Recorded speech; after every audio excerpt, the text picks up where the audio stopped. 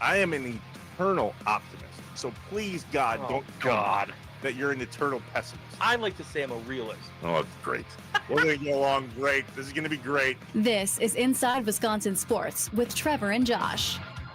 Crowd is here, about to blow, waiting for me to start the show.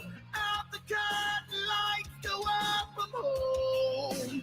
Whoa! I think the moment got to him a little bit. I think this is, again, he's not technically a rookie, but it's his first postseason appearance and a long layoff. It's in his hometown. Yeah, I feel for him because that's not typically how he's done this year, and it gave them a jump start and was the difference in the game. You know what? I don't know. Upon further review, I'm not so sure he pitched as bad as it looked last night. What's up, Wisconsin? Do we have some things to talk about today? This is Inside Wisconsin Sports with Trevor and Josh, live from the 1250 AM and 105.7 FM, The Fan Studios, powered by the Potawatomi Sportsbook. Josh, what's up, buddy? How are you, man? Oh, hi. I know. I feel that way, too.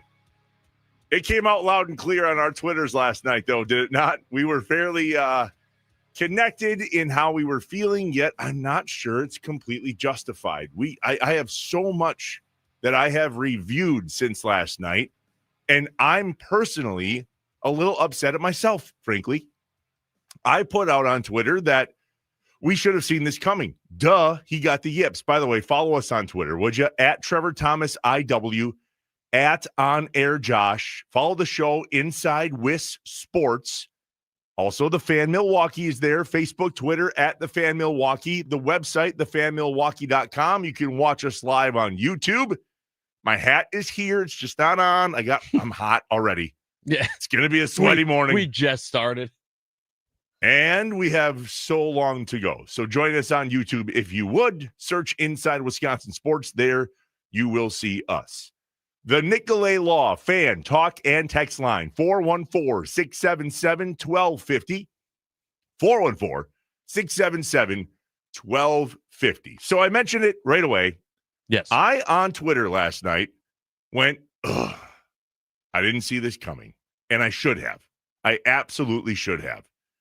The dude, Priester, grew up in northern Illinois, 20 miles from the dump, Wrigley, the dump, and a diehard Cubs fan. He's playing in a deciding game in the playoffs, and he's pitching in his Lambeau Field.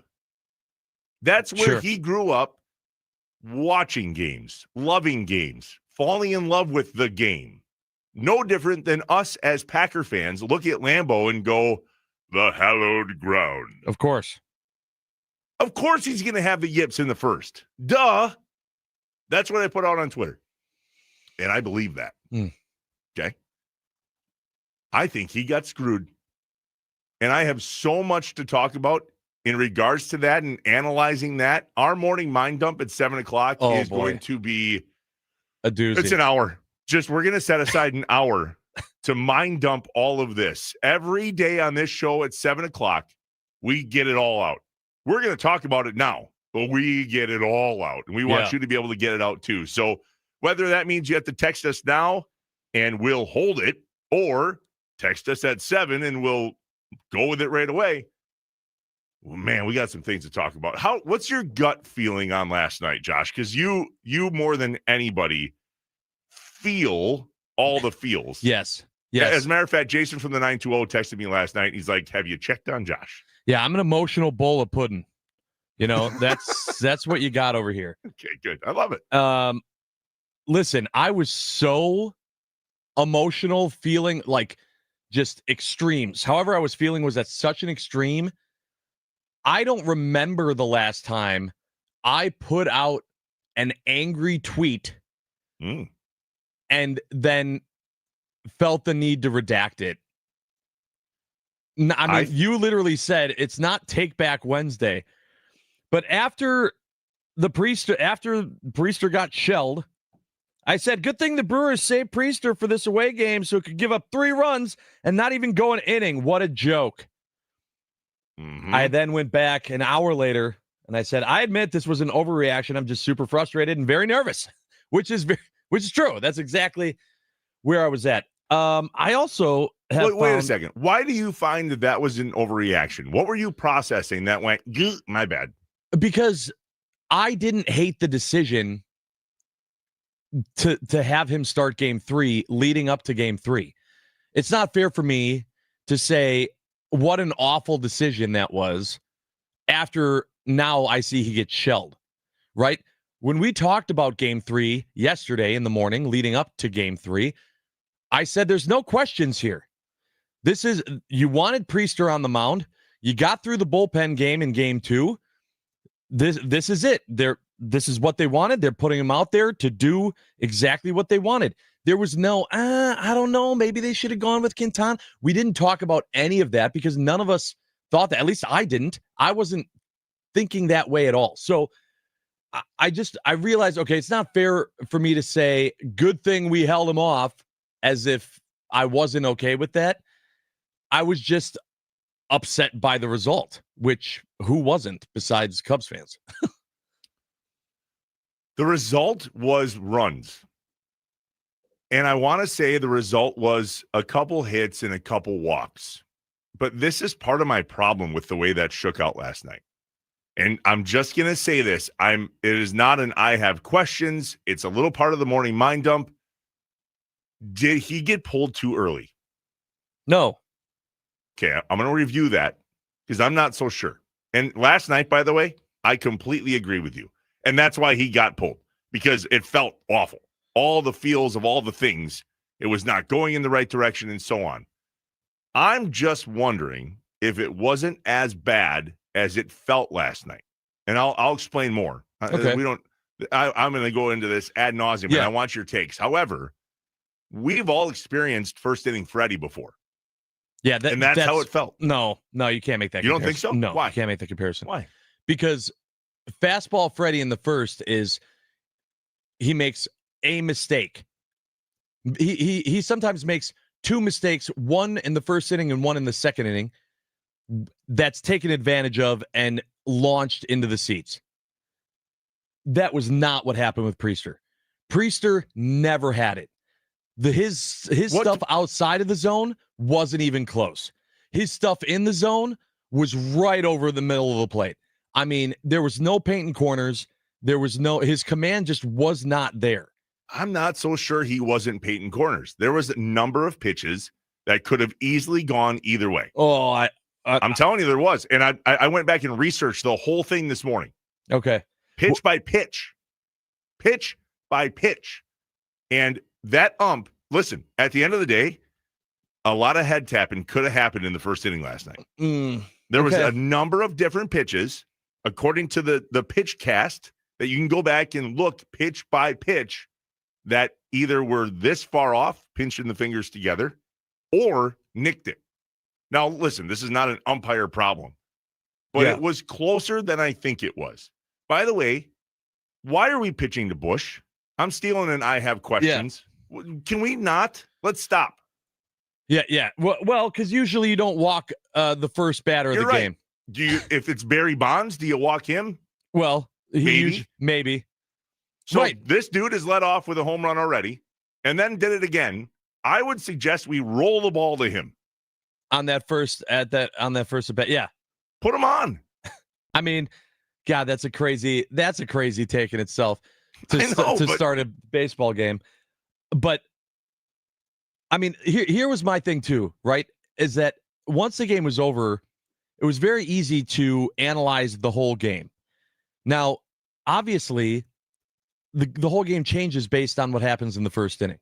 So when you look at everything that went wrong last night, yeah, it's still going to come back to Priester. It's still going to come back to those runs. But keep in mind, the Brewers lost 4-3. Priester gave up 3 runs. You know, Mears comes in for him, has that pass ball that ends up being the go-ahead run.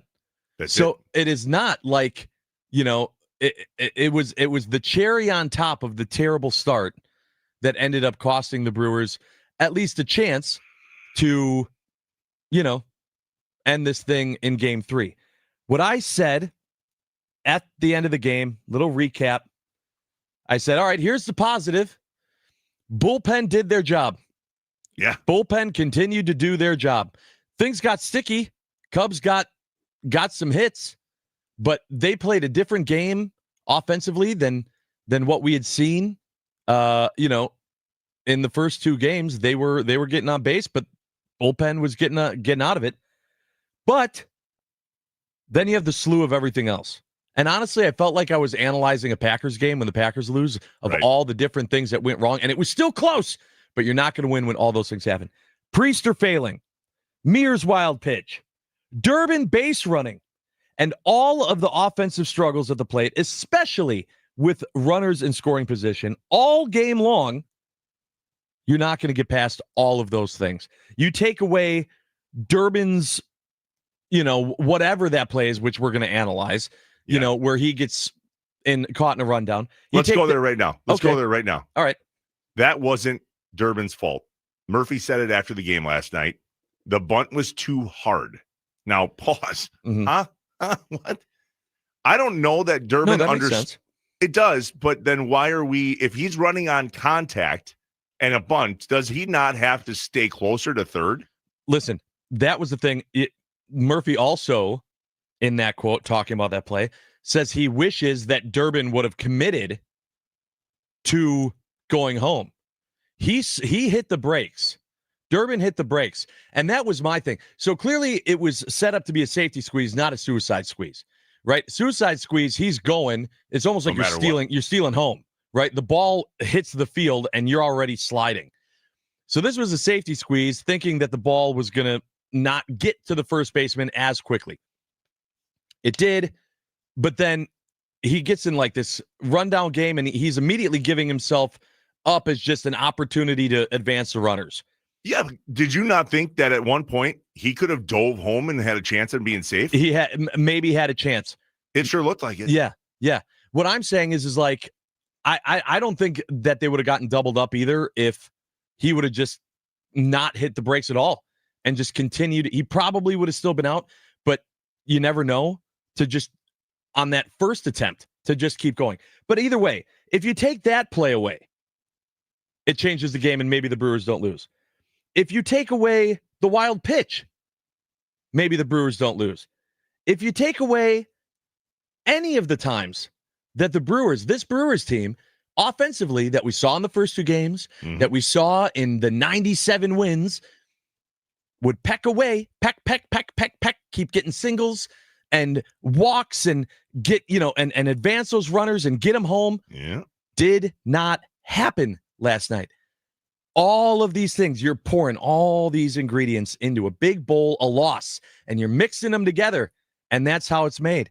You take any of those ingredients out, any one of them, and this Brewer, we could be celebrating a Brewers NLDS win.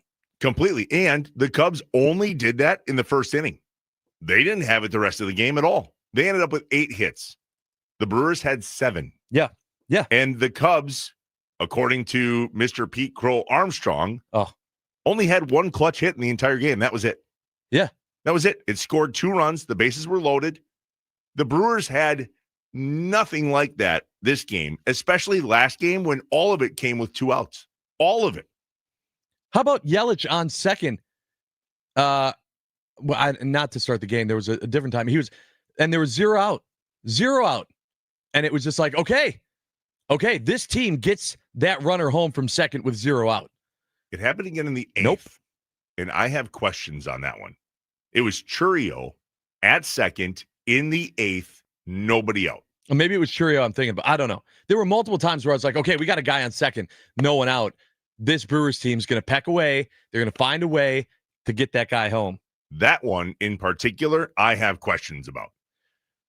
Big questions. Because that was a moment in the game that the Brewers would have absolutely 100% bunted, and they didn't. And I have a serious question about that. The Nicolay Law Fan Talk and Text Line, 414-677-1250. Very recognizable names in this text chat. We are so glad to have you guys here on 1250 AM and 105.7 FM, The Fan, on the Nicolay Law Fan Talking text line, 414-677-1250. Nick in Greenfield. Totally agree with Trevor about Priester getting the yips. I've been thinking for a week or more that we'd go with the young guy. Well, I'm going to be honest. I really wanted Priester in this game until I found out where he grew up and how many Cubs games he watched on WGN. Shut it. He's also suggesting that we should have him on the mound. I really wanted that guy on the mound last night. Am I wrong on that? Because that's best road record, 6-1. Yeah. The guy is better in the away games with away fans and away pressure. Yeah. I did not know that he grew up down there.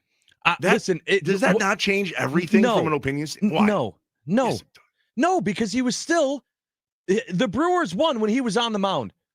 They won. You don't have Brandon Woodruff. There's no way in that game they were going to put Quintana out there. There's no way. Well, and they did, though. But they did. I'm saying to start the game. And if they did, and then the same thing happens, then he's out there in game 4. You're playing the Cubs. That's how it goes. Priester's was good for you in the regular season. You have to make a decision. There's no way they weren't going to do that unless they were going to use him in game 2 and then have a bullpen game 3 and 4. But we knew going to game 3 that wasn't going to be the case. So either Priester was going to pitch in game 3 or he was going to pitch in game 4. And either way, regardless of what game he pitches in, he still grew up in Chicago and it's his Lambeau Field. So it didn't matter. Didn't matter that he pitched in game 3. Understood. Good morning, boys, from the 414, 32,000 feet in the air, listening on the Odyssey app on the way to Nashville. Let's win this series tonight so the wife and I can celebrate on Broadway. That's Broadway. Andy and Brookfield. So that's a good reminder. Let's just pause for a moment. We have game 4 tonight, 8:08 at the Cubs at the Dump. Mm-hmm. We're fine. Everything's going to be okay. Well, I said this last night. Keep your head on straight. I know there's questions from tonight. We're going to get to that in the next segment. A lot of questions. Yes. And I want to continue to ask the questions about this game. But it's okay. We have another game. I felt last night the pressure as if that was an elimination game for us. I think it's because that's how bad we want this. We're not going to sweep every piece of the series. I think there are other reasons why I felt that way, and I'll get to that, and I have questions. But before we end the first segment here, you brought up Counsell and the Cubs, getting their runs in the first inning. They've been doing that all series long. It's been just the first inning, and that forced me, after he said that yesterday, to make this audio. I'm going to tell our guys it's the first inning every inning tomorrow. I think that's our best formula right now offensively. Shut up!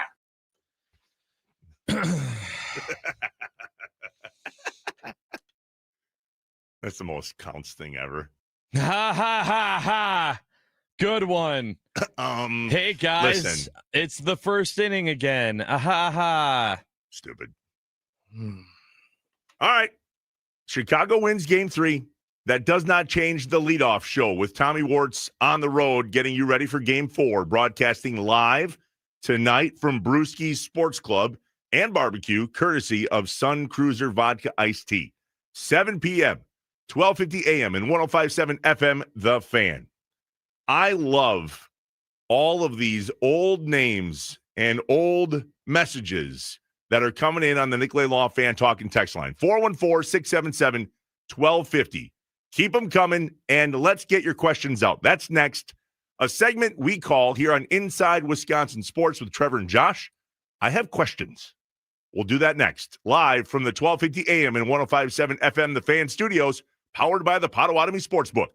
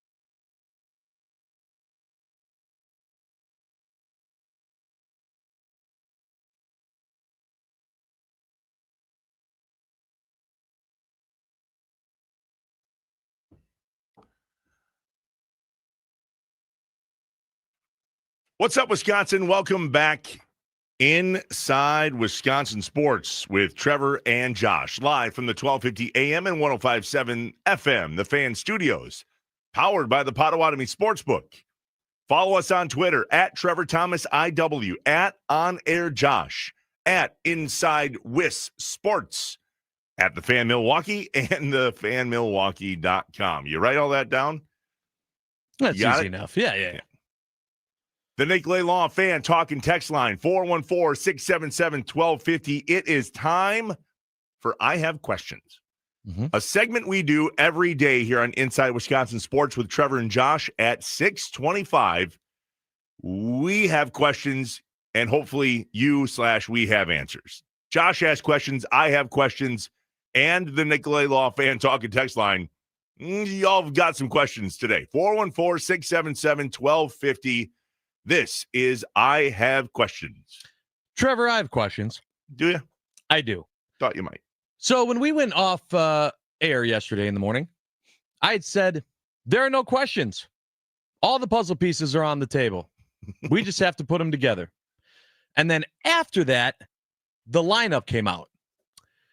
I have questions. I have questions. Were you bothered at all before the game by the lineup? Yep. Okay. Sure was. What? Look at this is me right here. There you go. I printed off both lineups. The lineups that won game 1 and game 2. And then the lineup last night. You want to break this down, buddy? Well, so here was my thing. First of all, like Bowers and Lockridge were added. They were the two guys, I believe, that made it into game 3 that were not in game 1 and 2. And you can look at Bowers with the bases loaded and go, well, that's a negative. But also he had that solo shot, which sent Tommy Wirtz, who is the biggest Jake Bauers stan, into an absolute frenzy. I mean, that guy ran over to me when we were watching the game together at the Natty Oaks watch party. Like there was $1 million lying on the ground. He was so pumped. But all of that being said, if it ain't broke, don't fix it. Yeah, I don't know that I necessarily agree with that phrase. If it ain't broke, don't fix it, because things move, right? Pitchers are lefty and righty, and we have to play that in this. Do you? That seems like, that's what I'm saying. All of that over-analyzing stuff, I get it. I get that that's a mentality to have, and you're going to do matchups, and you're going to do blah, blah, blah, blah, blah. That's what Council did a lot for like 7 years. It was a lot of playing that stuff that left us with a lot of questions of saying, I don't know if you needed to do that. Maybe you should have just kept things working how they did with the hot hands. You switch things up. You take Churio out of the leadoff spot. You put Yelich there. He starts with a double. So you're going, okay, this was the right call. I'm just saying you move those things around. I wonder if maybe you scored 9 runs and 7 runs. You don't mess with it in game 3. Maybe so, right? And what I'm saying is sometimes you adjust a thing or two. Josh, 8 out of the 9 spots in a lineup yesterday in comparison to game 1 and game 2 were changed. The only one that stayed the same is Mr. Not Hits a Lot, Ortiz in the 9th. Yeah. That's it. Yeah. Every other position was changed from the lineup. I understand moving righties for lefties or lefties for righties or adjusting and so on. What? The whole lineup? I have questions. I give credit to Jason in the 920. He saw it first, and he said, have you seen the lineup? I have questions. And that's exactly what you're saying, Josh. Spot on. I don't know if I have answers to this one. This didn't make sense to me. I know, according to our Nicolay Law Fan Talking text line, it did not make a lot of sense to all of you. Mm-hmm. Clearly, it didn't make sense to Mr. Josh Albrecht. And flush it, I guess. I don't know. Let's go back to the other lineup. It seemed to work. It scored runs. It got people excited. I hate that. Well, do you have another question? Well, I'm not exactly done with this one because the media asked Murph, about that, and he said he thought having Lockridge in like that gave them options. It gave him ways to play with it. They figured that I'm blanking on who pitched for the Cubs to start, but he said like we're gonna see them probably twice through the rotation. It was exactly that. It allowed him to play around with it a little bit. So everything that Murph thought would happen if he played that lineup, and the reason he justified it in his mind. I'm just sitting here telling you, and this isn't a afterthought, right? It'd be easy to sit here now and say, well, if he wouldn't have, like, I felt that way before the game. Right away. Too. Yep. Of, I don't know that I like this. No, I didn't like it at all. And there's a lot of you on the Nicolay Law fan talking text line going, can we let Vaughn play? Well, Bowers played decent. Pretty well, actually. I mean, I texted Tommy, I said, Bowers giveth, Bowers taketh away. Yeah. He had that huge solo shot that, made us all feel like, okay, they're still in this. They're pecking away. They got a shot. But then, he's up with the opportunity. One of my friends, Matt Miller, on Twitter said, man, Jake Bowers just had the opportunity to be a Brewers legend. And instead, he'll be a trivia answer. And I went, oh, God, hate that. But it's true. The 920 says, starting Lockridge in center was stupid. Please explain how he is even on the roster. One word, speed. Yeah. That's it. Now, I thought he was going to be used as a pinch runner late in the game. I did not see him starting game 3. Over Perkins. At all. Yeah. Blake Perkins has done nothing but prove himself. Look at that at bat in game 1 that made Josh cry. Okay, so did Lockridge have, I don't remember if it was Lockridge or someone had like a 13 pitch at bat in last night's game. They ended up striking out and not getting the hit. They lost the battle, but it was still a 13 pitch at bat. I don't remember if that was Lockridge or not, but that was like one of the specialties of Blake Perkins, right? Get those pitch counts up. Yeah. Guess who else screwed up the bunt? Lockridge. No. And I think Murph said that too, that he had him up there because he thought Lockridge was the best bunter on the team. And fastest. You're right. So that makes sense. So ultimately that's why, but obviously it just didn't work out. Here's my biggest question from last night, and it scares the living daylights out of me. It was the 8th inning. Terang has looked like DS. Yeah. Bad at the plate. Yeah. He's been hitting them in the third deck in BP. Super pumped about that. Not good at the plate, especially last night. No. Churio leads off with a double in the 8th. Did you see how he barely made it to second? How he was jogging a little bit, almost as if he was coming up slow? No, I didn't. Okay, I did. Then Terang's up. Nobody out, down 1 run. And Terang strikes out on 4 pitches. Yeah, ugly. Ugly, awful, can't have it. Why is he not bunting right there? That's my question. Why is he not bunting? I have a theory, but What's yours? Why is he not bunting? Absolutely, I have a theory. The theory is because Bryce Terang is 100% part of what you looked at in the regular season as part of these woodpeckers that peck away. And Murph has him up there going, all right, now's the time. Bryce just needs to get the ball down, get a base hit. Bryce, send one to the gap here. Churio scores. This is a tie game. If it's Ortiz at the plate, sure, maybe then you bunt him over. But if you're Murph, you're thinking, no, I put Terang at this spot in the lineup because I want him to get a hit. I don't want him to sacrifice it and then hope that the next guy gets a deep enough fly ball to have him tag up from third. Nope. I don't think Churio's healthy. I don't think they wanted the chance of making Churio sprint from second to third to try to beat out a sacrifice bunt. He did not look like he was sprinting to second. He didn't slide into second. I would say it was not even close to a bang-bang play at second, but it was not. I thought he was going to slide. I expected him to be there far earlier than he was on that double. And now Terang, who looks like crap at the plate, isn't bunting in a position where he should absolutely be bunting. Move him over. I don't care how hard he can hit the ball. I don't care how likely he is to get a hit. I don't care what his average is. Bunt. That's where you bunt. And the only thing I can come up with as to why he didn't bunt is that Churio was not healthy enough to go from second to third. And that is scary. If that's the case, I think that then, and they were really going to look at it that way, then I think they pull Churio and they put someone else out there at second as a pinch runner. Who? I don't know. Who was left? Who was on the bench? That's my problem. Look at the roster. Had Perkins came in yet at that point? No, Perkins came in. Perkins came in later because he was set to pinch hit. There was nobody left, Josh.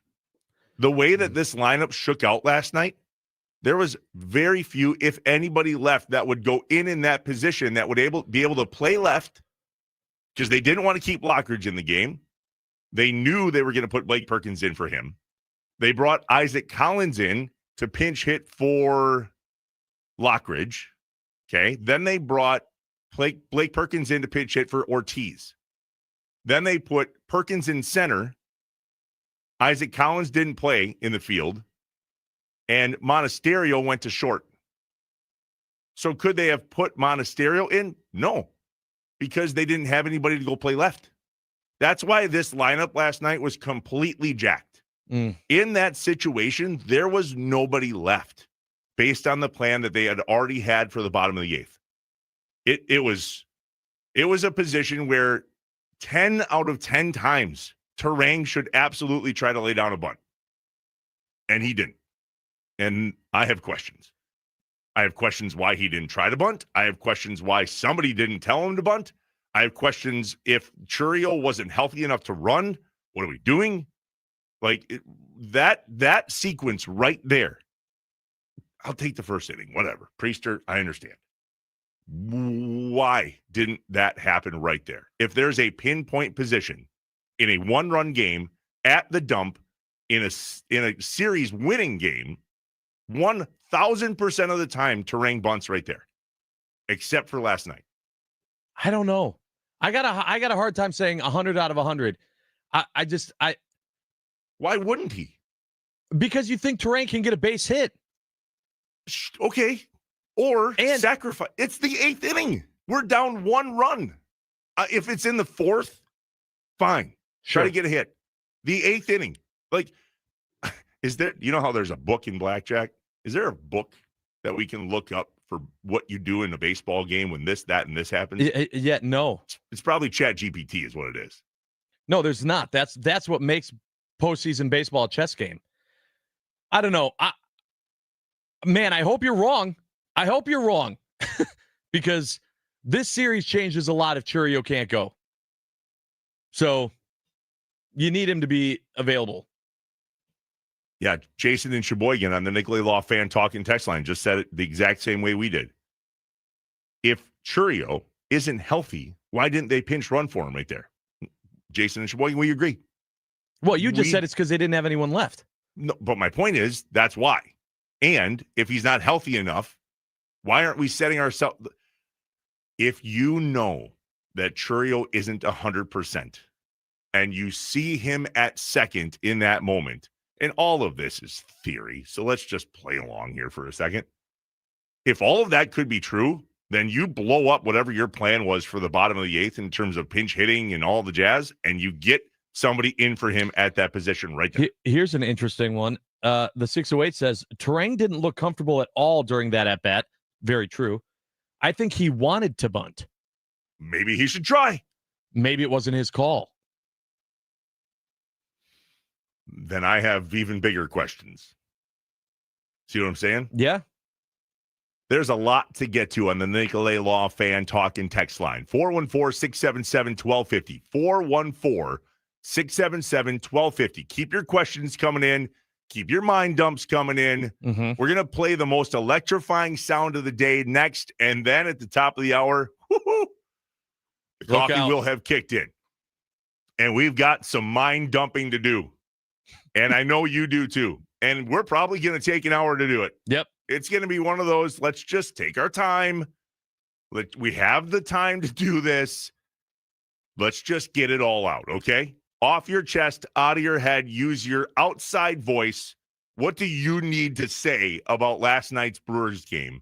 At the top of the hour, we call it the Morning Mind Dump. But next, the most electrifying sound of the day. This is Inside Wisconsin Sports with Trevor and Josh, live from the 1250 AM and 1057 FM The Fan Studios.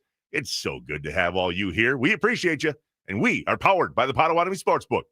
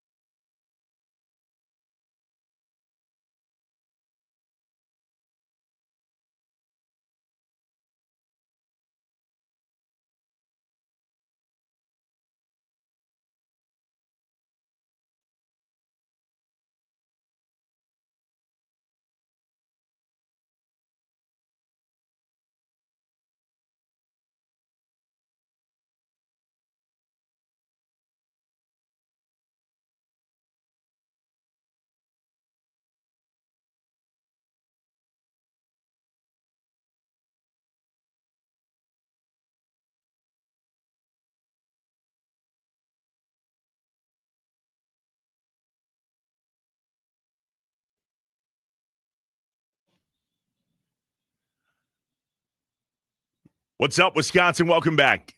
You are listening to Inside Wisconsin Sports with Trevor and Josh, live from the 1250 AM and 105.7 FM, The Fan Studios, powered by the Potawatomi Sportsbook. We are on Twitter, at Trevor Thomas IW and at On Air Josh, and it is a hoot during games like last night. Yeah, sure it is. I need a welfare check on you. I needed a welfare check last night on Tommy. I needed to know where you were towards the end of the game, and all of that. Not all of it. Not all of it we can put on Twitter, but Correct. Most of the conversation you and I have during a game is on Twitter.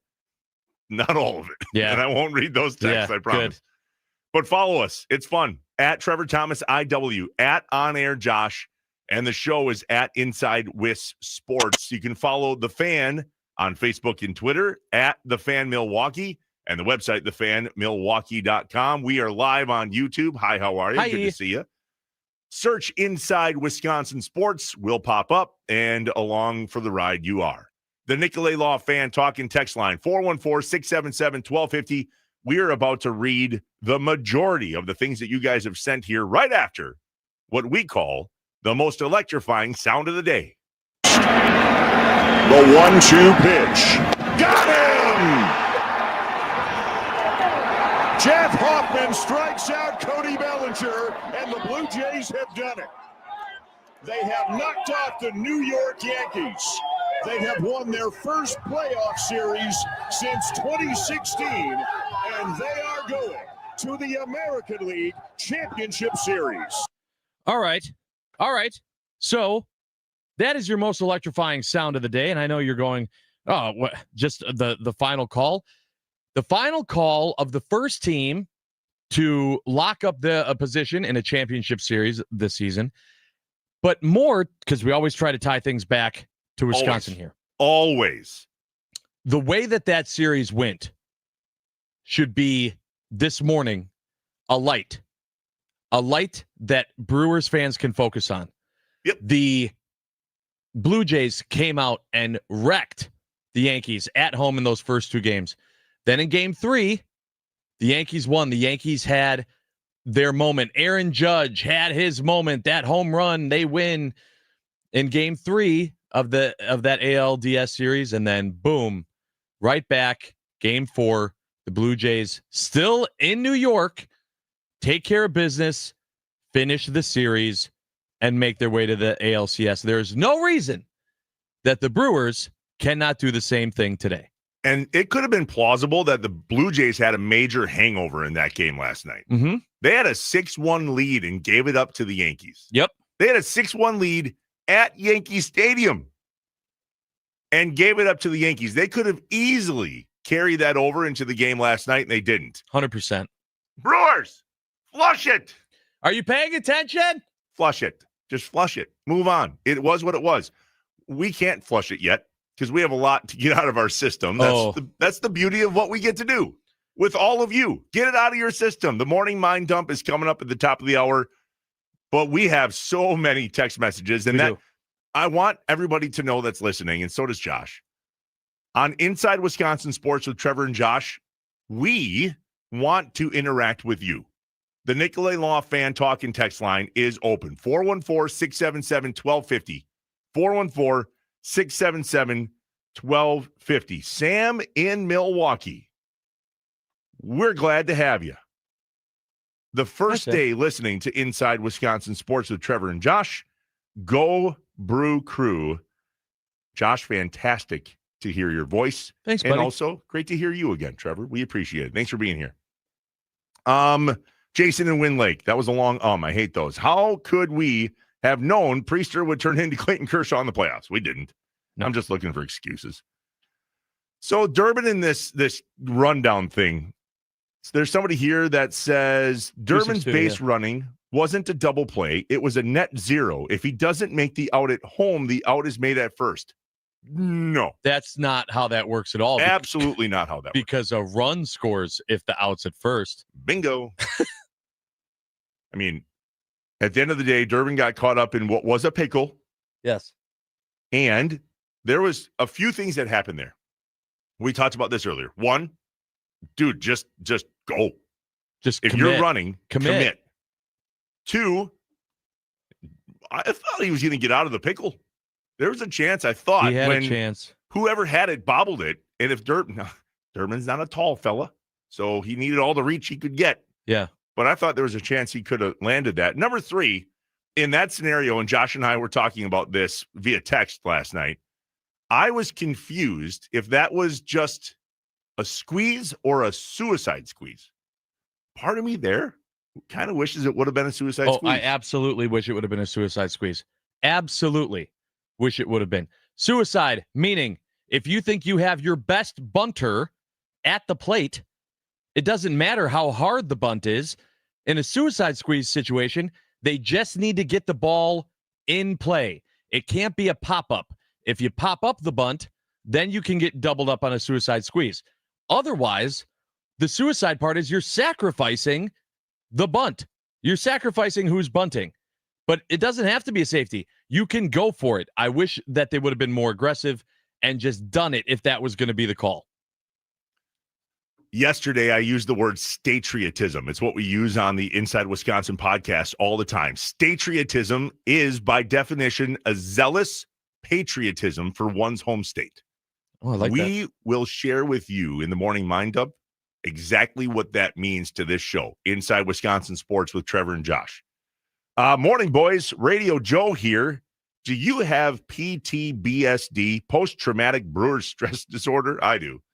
First off, not making fun of PTSD. That's real. Secondly, kind of. Yeah, I was going to say, I believe it blankets the whole state. Yeah, pretty much. I absolutely don't understand the lineup at all. But more importantly, the starting pitching situation yesterday was questionable. Now buckle up and win it today. Do not bring it back to Milwaukee, Jason and Sheboygan. Listen, what Jason and Sheboygan just said is a great tie-in to my morning mind dump. And just one word as a tease is panic. Panic Maybe is the word that I have. Dave in San Diego, who's actually on his way to Nashville as well. Maybe him and Andy are hanging out this weekend. I definitely saw the Churio late to second. No outs, no bunt. And if he was slow, no pinch runner, but I don't know who was left. Nobody, because they were following their plan for the bottom of the 8th with pinch hitters and position changes and all of that. Somebody else just said, boys, are you saving names in the system? If so, he wants to take a specific name. Yeah. No. This system, I hear what you're saying. And we need you to know that this system, in comparison to the system that both Josh and I have worked with in the past, is night and day different. Yes. So we have a favor. We want you to text in, but will you start with your name? Yes. Every single time you text us, start with your name. For now. Listen, we're going to work on it. We're going to work on trying to get a better system implemented to make this easier for everyone. But for now, that's not possible. That's not the case. Is what it is. Yep. And so too is yesterday's game, but tonight there is another. And we can get this done at the dump, a.k.a. Wrigley, tonight. And we want you to join us one more time on the road with Tommy Wart's The Leadoff Show tonight, broadcasting live from Brewski's Sports Club and Barbecue. Brewski's. Why did I go Russian? I don't know. Courtesy of Sun Cruiser Vodka Iced Tea at 7 p.m. on 1250 a.m. and 105.7 FM, The Fan. This is Inside Wisconsin Sports with Trevor Thomas and Josh Albrecht, live from the 1250 AM and 105.7 FM, The Fan Studios, powered by the Potawatomi Sportsbook. Coming up next, it is time to morning mind dump. Get it off your chest, get it out of your head, and get it into our Nicolay Law Fan talk and text line. 414-677-1250. Stay here. This is Inside Wisconsin Sports with Trevor and Josh.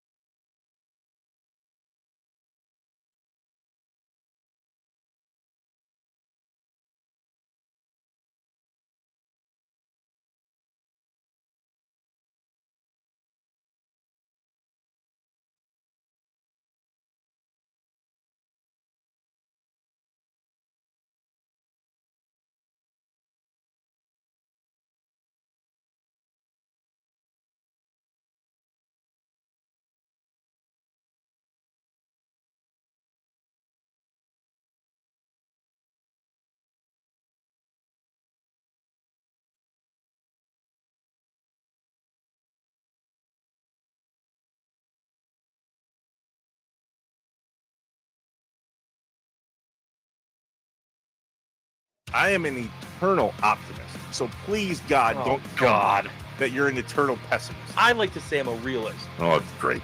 We're going to get along great. This is going to be great. This is Inside Wisconsin Sports with Trevor and Josh. Crowd is here, about to blow, waiting for me to start the show. Out the curtain, lights go up, I'm home. Whoa!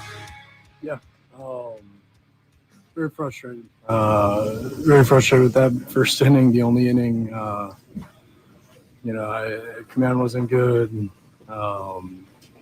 stuff wasn't coming out the way I'd wanted it to, and ultimately it falls onto me to make an adjustment. It's going to be different every day. You're going to have different circumstances to have to work with and battle through, and it's up to pitcher making an adjustment to get us, at least give us a chance, get the ball in play. And didn't do that today. Didn't give us a chance, and everyone else played real well, with the exception of myself. So definitely feel like that's entirely on me. Whatever. We'll get over it quick, Quinn. Don't worry. Flush it, buddy. We need you.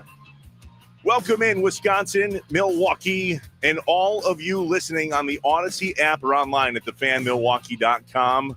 What's up? Welcome in. Inside Wisconsin Sports with Trevor and Josh, live from the 1250 AM and 105.7 FM The Fan Studios, powered by the Potawatomi Sportsbook. My name is Trevor Thomas. He is Josh Albrecht. Hi. And we are on Twitter at Trevor Thomas IW and at On Air Josh. Follow along with the show as well. It's at Inside Wis Sports. The Fan is on Facebook and Twitter too, at The Fan Milwaukee, and the website, thefanmilwaukee.com. We're also live on YouTube, where you can listen and watch the show after it airs. Just go to YouTube and search Inside Wisconsin Sports. We will pop up right away, and you will see us there. The Nicolay Law Fan Talk and Text line is open, 414-677-1250. Lock it in your phone, especially for this segment, 414-677-1250. The coffee is kicked in. We stretch it out. Yeah, literally crack stretching. the neck. Literally stretching. Roll the shoulders. Yep. Oh, God, I'm old. All right, time for the morning mind dump. These are the things that our spouses maybe said, hey, keep it in your head. Mm-hmm. Or these are the things that you've just been holding inside and you need to get it off your chest. This is a safe place, and we will 100% read it on the air. So we want you to text us. What do you need to get off your chest and out of your head? This is the morning mind dump, 414-677-1250. It's Inside Wisconsin Sports with Trevor and Josh. All right, Trevor, I'm going first. You go. First of all, I'm seeing these stories about Giannis and stuff with, the Bucks may talk and trade with the Knicks and blah, blah, blah. Giannis saying, we're not talking about that today. Okay, that's not what the show wants to talk about. We are fans. We are fans of Wisconsin sports. We are not the media. We're not. Okay? No, we'll play the game if we have to, but sure. We are fans. But the media wants to go down that road and play that. I don't care that they're talking about it. I don't want to talk about it. You don't want to talk about it. We're fans. We're focusing on what should be being talked about right now, which is the Milwaukee Brewers, not the same old song and dance with Giannis. So, sorry, not doing it. Not doing it. Okay. Not doing it. That being said, looking at this Brewers team, this game, going to game 4, based on game 3, when Priester literally, this has been, I've been thinking about all night. We're going to talk about it in the 8 o'clock hour, but it was driving me nuts because the second that I knew that Priester couldn't go, I mean, he went, but he didn't. All right. And that's the other thing, right? Is that I'm so getting ahead of myself. My feelings on Priester, right? We just played that audio of Priester after the game. And if you saw the look in his eyes too, that looked like a man that had a 12-year-old boy in his head ready to just cry. He needed to just let it out. He was so disappointed in himself. And listen, that's the spot you're in, right? When you're a pitcher in the major leagues, like you take that responsibility. It's like when you're a kicker in the NFL, but man, that sucked. And I felt really bad for him. But then on the flip side, I'm like, he's not wrong. He really didn't do well. He didn't live up to the moment. You're a major league pitcher. I understand there were nerves. He brought it up. It's just, he said, there are adjustments you make if you're nervous. There are things you do. I didn't do any of that. He's not wrong. And so I'm so conflicted this morning, even on how to feel about Priester. I want to be mad at him, but also I feel bad for him. But pitch better, and then we clinch. So it's just that part alone of this, I'm having this. But take all of that off the table and look at the facts, right? Realistic fandom. Okay, so Priester pitches like garbage. Okay, he's out. This game immediately becomes bullpen game 2.0. At least that's what I thought. Then they bring out Quintana. And I'm going, no, wait. I thought Quintana was going to pitch game 4. I thought that was planned, that if we needed to go to a game 4, it was going to be Quintana in game 4. We talked to Lane Grindle last week. He kind of said, hey, if someone's, if they have someone in the pen and they like have them getting loose, they weren't going to be the starter for the next day's game anyway. Because Quintana could be in the bullpen, apparently they never planned on having him start game 4, which has me going, what are you doing? Why? What does that mean? Because now, hold on. Because now, if that's the case, now you're like, okay, so now are you telling me we're starting Freddie? Which Freddie, in my mind, should have absolutely been okay, you did it in game 1 at home. You've been lights out at home. If God forbid we need to get back to American Family Field for a game 5, you put Freddie on the mound. Everyone, the broadcast, the local broadcast is saying, well, they're going to probably put Freddie out there tomorrow in game 4. I mean, they didn't say that. It was not announced. We don't know for sure who's pitching tonight. But if it's Freddie in game 4, what the hell are you doing in game 5? Game 5, a deciding game 5, you're going to go back to American Family Field and go to the bullpen? Are we going to now all of a sudden, because Miz, who was jacked up after he ran to first, is going to be the guy we're going to put out there in a deciding game 5 when we already decided, he's not pitching that great right now to start a game, but he's doing good out of the pen. Now you're going to give him the ball?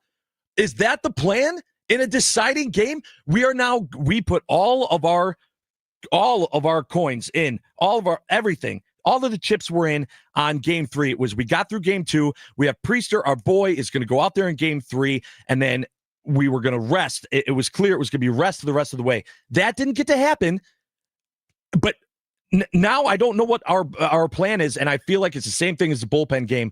There's no real solid plan here. Now, if they put Freddie out here today, we are saying we better win it today. Otherwise, I hope the offense puts up 10, 11 runs on Saturday in game 5, because I do not trust a pitching plan if Freddie goes in game 4. Do you have gills? I don't think you took a breath. I just exhaled. That was really great work. Wow. And right on cue, the Nicolay Law fan talking text line chimes in, 414-677-1250. This is how I feel, and I believe I speak for all of you. Jason in Wind Lake summarized what just happened perfectly. I'm ecstatic to hear Josh's voice over the airwaves again. He is the songbird of our generation. Thank you, I think. Thank you.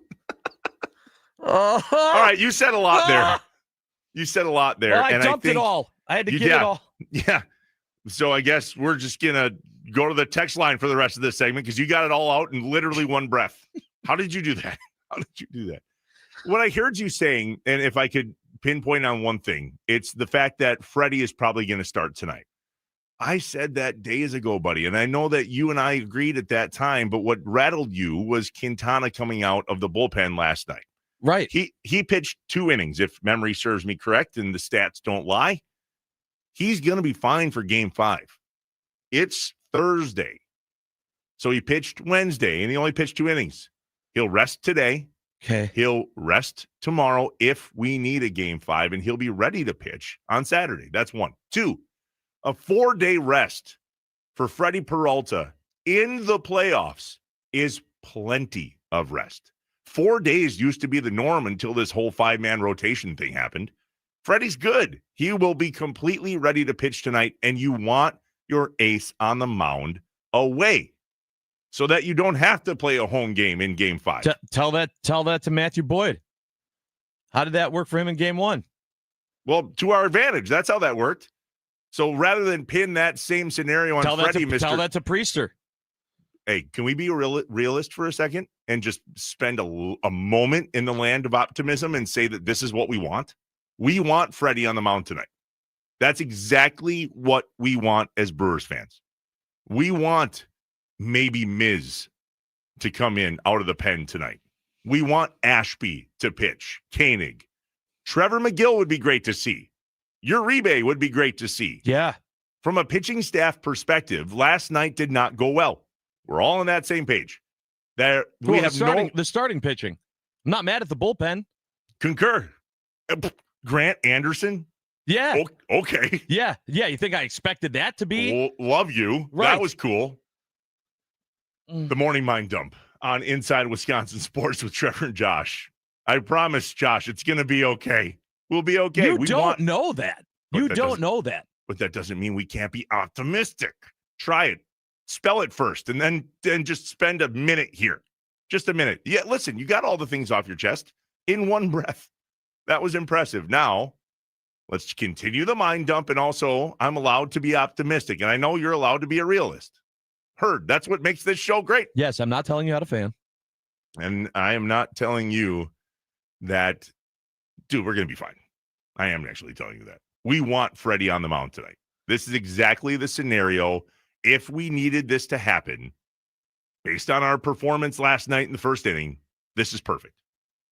Freddie on the mound tonight. The Miz didn't pitch last night. Ashby didn't pitch last night. McGill didn't pitch. Uribe didn't pitch. Is there anybody else? Gasser didn't pitch. He hasn't pitched yet in the postseason. Yeah. What's with that? I mean, I think Nick Mears threw like 3 pitches, but whatever. Chad Patrick looked great last night. Yeah, he did. We're going to be good, especially in the pitching category. Can't speak the same for the lineup thing. Well, that's a mind dump for sure, but nonetheless, pitching will be fine tonight. So anyway, buddy, they're ecstatic on the Nicolay Law Fan Talking text line to be hearing your voice, and some people are chiming in, recognizing my voice as well. It's great to have you, and we are so grateful to be here inside Wisconsin Sports with Trevor and Josh. People are agreeing with me, Trevor. People are agreeing with me. What are they saying? I want you to say, people are saying 414 said if Freddie goes today, the importance of this game gets so much greater. 920, if they put Freddie out tonight, if he can't take care of it, if it goes back to Milwaukee, good chance the Cubs win. It's all in tonight. Embrace the horror. What? Horror what? I don't know about embracing the horror, but yeah, you're putting your ace out in Game 4. You're saying we're putting our best guy out here in Game 4. If they even choose Freddie, we still don't know that for sure. Somebody in Eagle, Mark in Eagle says, if Quintana was healthy and available, starting Priester doesn't make a lot of sense. I know Murph likes to throw guys into their moment to seize it, but this is the playoffs. We should have started Priester in Game 2. Yeah, you can't say that. Listen, I was emotional with that too, but starting Priester last night made sense. It made sense. It didn't work, and it's super frustrating. But you got through Game 2 with a win, so you can't go back and say that was a mistake. I think we all felt pretty darn good about Priester being on the mound going into that game. Yeah, we did. And then the game started, and it quickly changed. Good morning from Maggie in Georgia. She is on board. Thank you for making my morning great. This is fun. We appreciate you, Maggie. Thanks for chiming in.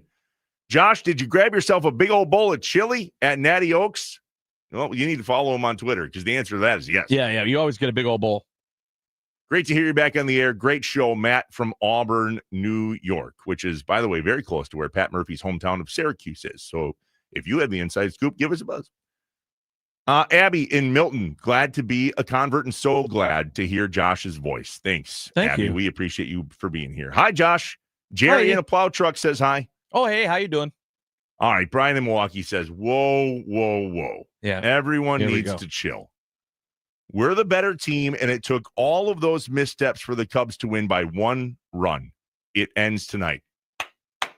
God, I love you, Brian. Listen, that absolutely, and I pray, is the case. That is such a realistic outcome for Game 4. If you don't believe it, ask the Blue Jays. They literally just did it less than 12 hours ago. Robbie from Chicago, good to have you fellas here in the morning. Let's commiserate together. Terang has got to move to the bottom of the batting order where he has been mashing for most of the season. Yep, they did yesterday, and in the one spot he needed to do mashing, he should have bunted. Where was Terang in the lineup in games 1 and 2? Stand by. It's right in front of me. Yep. Piles of paper here this morning. Very prepared. I love it. Yeah. Well, there's a lot to mind dump. That's true. I came in, I think, before you were out of bed today. I'm not throwing that in your face, but you might have. I had a lot. I was proud of you. Thank you.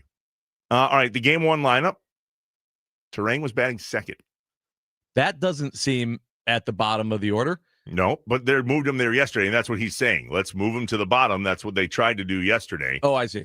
Didn't work. He wasn't mashing there yesterday either. However, there's that scenario in the 8th where he 100,000% should have bunted, and he didn't. So let's talk about that. I want to get that off my chest, and so too does Justin in the 262. Okay. Once that ball is bunted too hard, there's no way Durbin can score. His 2 choices are to not go or get in a rundown so the runners can advance. I just don't agree with that this play is Durbin's mistake. Well, good news. Yeah. Neither did Murphy. Murphy said that the bunt was too hard. That was Lockridge. Yeah. He was put into bunt, and it was a go-on contact situation, meaning bunt happens other than being caught. But even then, I think Durbin might have been screwed. That would have been a double play had it been in the air. Where this went wrong was 2 things. Number 1, the bunt was too hard. It got to that fielder too fast. Correct. And 2, Durbin didn't commit.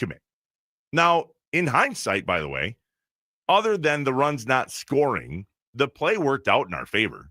The batter moved over to third. Durbin was out in the rundown. Lockridge was safe at first. I understand. Didn't he get to second?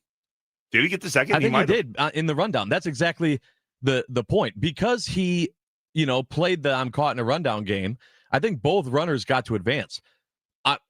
So I just find this is such an interesting play to analyze because I don't think that this was Durbin's fault. I think it was either a miscommunication or just I disagree with the call to have it be a safety squeeze. If you're going to try to pull out a squeeze, suicide it. Go full blown. Just go for it. Do not leave it to where he's running on contact. Have him running before contact. Brian and DePere, he's a first-time listener. We're ecstatic to have you, Brian. Anyone second-guessing the lineup or the starting pitcher, I need receipts from before the game started to validate your BS. You don't want my receipts because I was all in on Priester starting yesterday. I was not all in on this lineup to start with. Same. Right away last night. So can we be 1 for 2 on this, Brian? Can we be, Fritz? That'd be good. We all wanted Priester. Didn't work out. And then lineup was sideways for some weird reason. Wow, guys. Your texts are awesome. And we could not be more grateful that you're here with us. So stoked. We're going to get to as many of these as we can. And there's a lot. And there's just a lot. So the other thing, I know you have your mind dump to still do. I'm sorry. I needed to get that all off my chest. But that's why we said this morning mind dump's going to go the 7 o'clock hour. We appreciate everyone on the Nicolay Law fan talking text line who's joining us this morning, getting it off their chest. But I want to make sure, Trevor, that you get your opportunity too. Yeah, I'll say a couple 2-treat things here when we get back. The all-new lineup, you guys are loving it, and we are too. We're so glad you're here with us on Inside Wisconsin Sports with Trevor and Josh. That's 6 to 9. 9 to noon, you know him well, and he is back, baby. 9 to noon with John Kuhn and Rami Makloff. Then noon to 2 happens with the Mason Crosby Show and Mitch Thunder Nellis. He and they are presented by Verizon. 2 to 5, Wisconsin Sports Daily served up by Wendy's. And from 5 to 6, the Fan Postgame Show with Tommy Wartz. That is live, local programming, 6 a.m. to 6 p.m., 5 different shows for you to engage with here on 1250 a.m. and 105.7 FM, the Fan Studios. Powered by the Potawatomi Sportsbook, you are listening to Inside Wisconsin Sports with Trevor and Josh.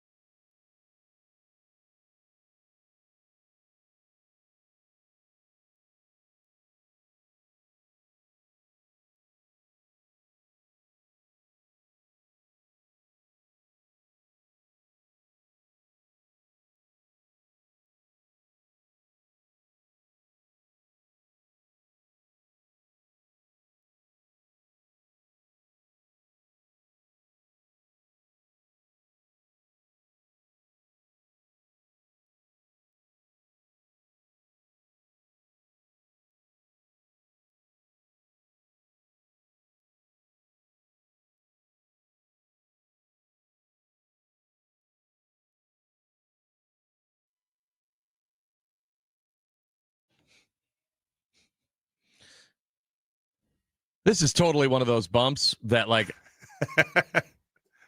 we don't hate everything about you. It just happened. No. The shuffle game screwed us for the first time. That's all right. What's up, Wisconsin? Welcome in Inside Wisconsin Sports with Trevor and Josh, live from the 1250 AM and 105.7 FM, the Fan Studios, powered by the Potawatomi Sportsbook. There's a little bit of that feeling today. We're still doing today's morning mind up. We do it in the 7 o'clock hour every single morning. We just get the things off our chest. Josh talked for, I think, 11 minutes straight without taking a breath. That was impressive. Yeah. Okay. Yeah. So your dump is out, right? You're done? It's out. Yeah. Okay. Yeah. I apologize. There was a lot more than I thought. There's a lot of dumping on the Nicolay Law Fan Talk and text line that we're about to get to, so keep yours coming in. 414-677-1250. 414-677-1250. The Nicolay Law Fan Talk and text line.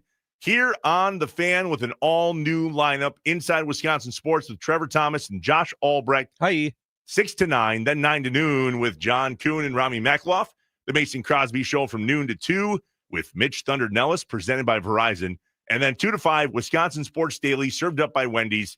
And the Fan Postgame Show from 5 to 6 with Tommy Wartz. Live, local programming, 6 a.m. to 6 p.m., 5 different shows all day long. We love having you. Welcome in to the all-new 1250 AM and 105.7 FM, The Fan. Follow us on Twitter, at Trevor Thomas IW, at On Air Josh.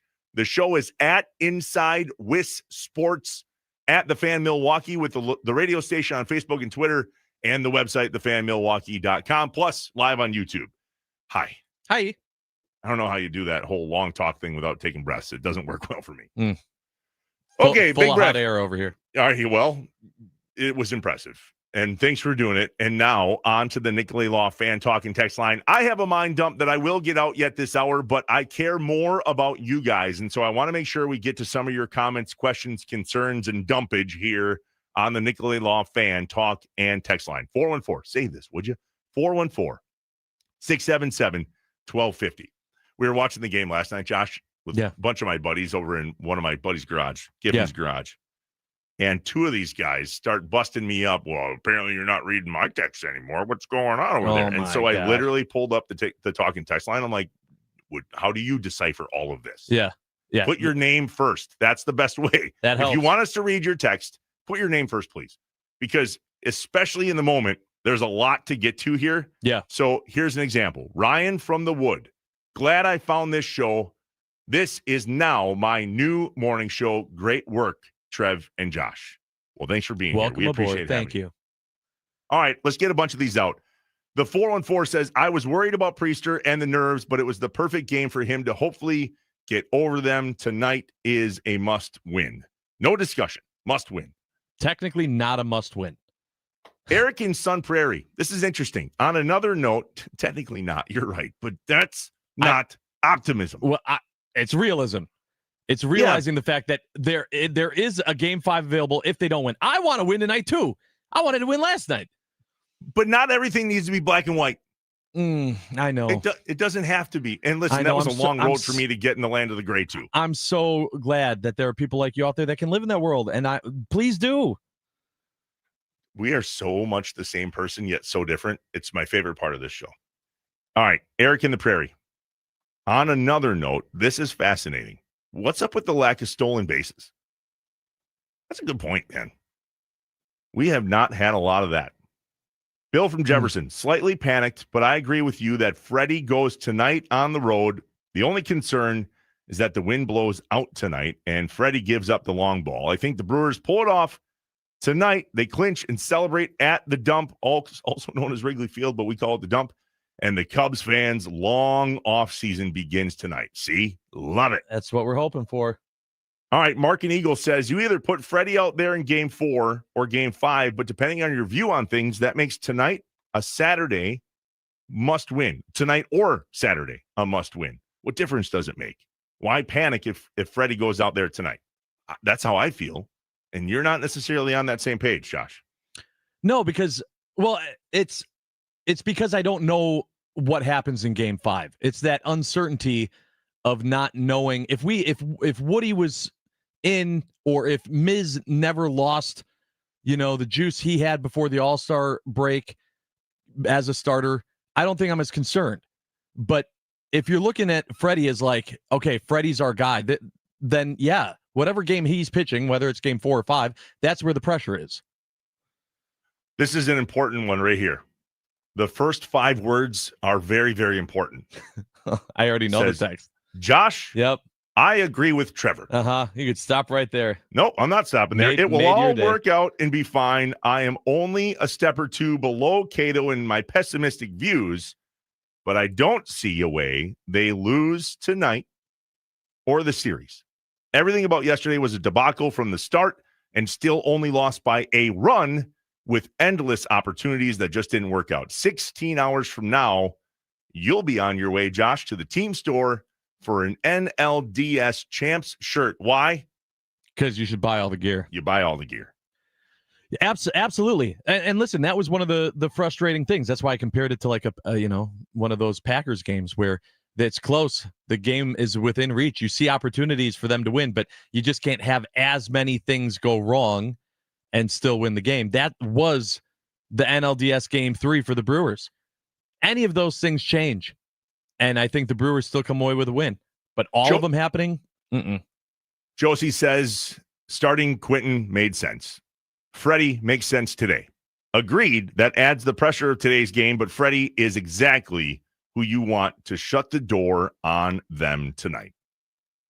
Ziggy says the Priester start was poor. Luckily, that was all that was given up. Had chances to get ahead, and we almost got it. End it tonight with a Freddie going, and you don't want a bullpen in Game 5. I don't know that I agree with that either. Why don't we? I mean, I understand what that looks like from a Game 5 perspective, but that bullpen game worked out splendidly, and we looked really good, and Ashby did not pitch perfect in the beginning. Right. I think, listen, to be honest with you, and this is why I like to talk it out. I'm not one of these people, I'm not naming names, but come on sports radio and say, listen, I know everything and everyone should listen to me. I got my emotions out. You came out, Trevor, you helped me this morning. You said there's no reason why Quintana couldn't start the game in Game 5. Okay. I'm feeling a little bit better about that. We just need someone, even if it is a bullpen game in Game 5, we just need someone to go a couple innings to then get us to that bullpen start. If that can be Quintana, I'm feeling a lot better than the question mark that was in my head coming into the show this morning. There's no reason to believe why it can't be.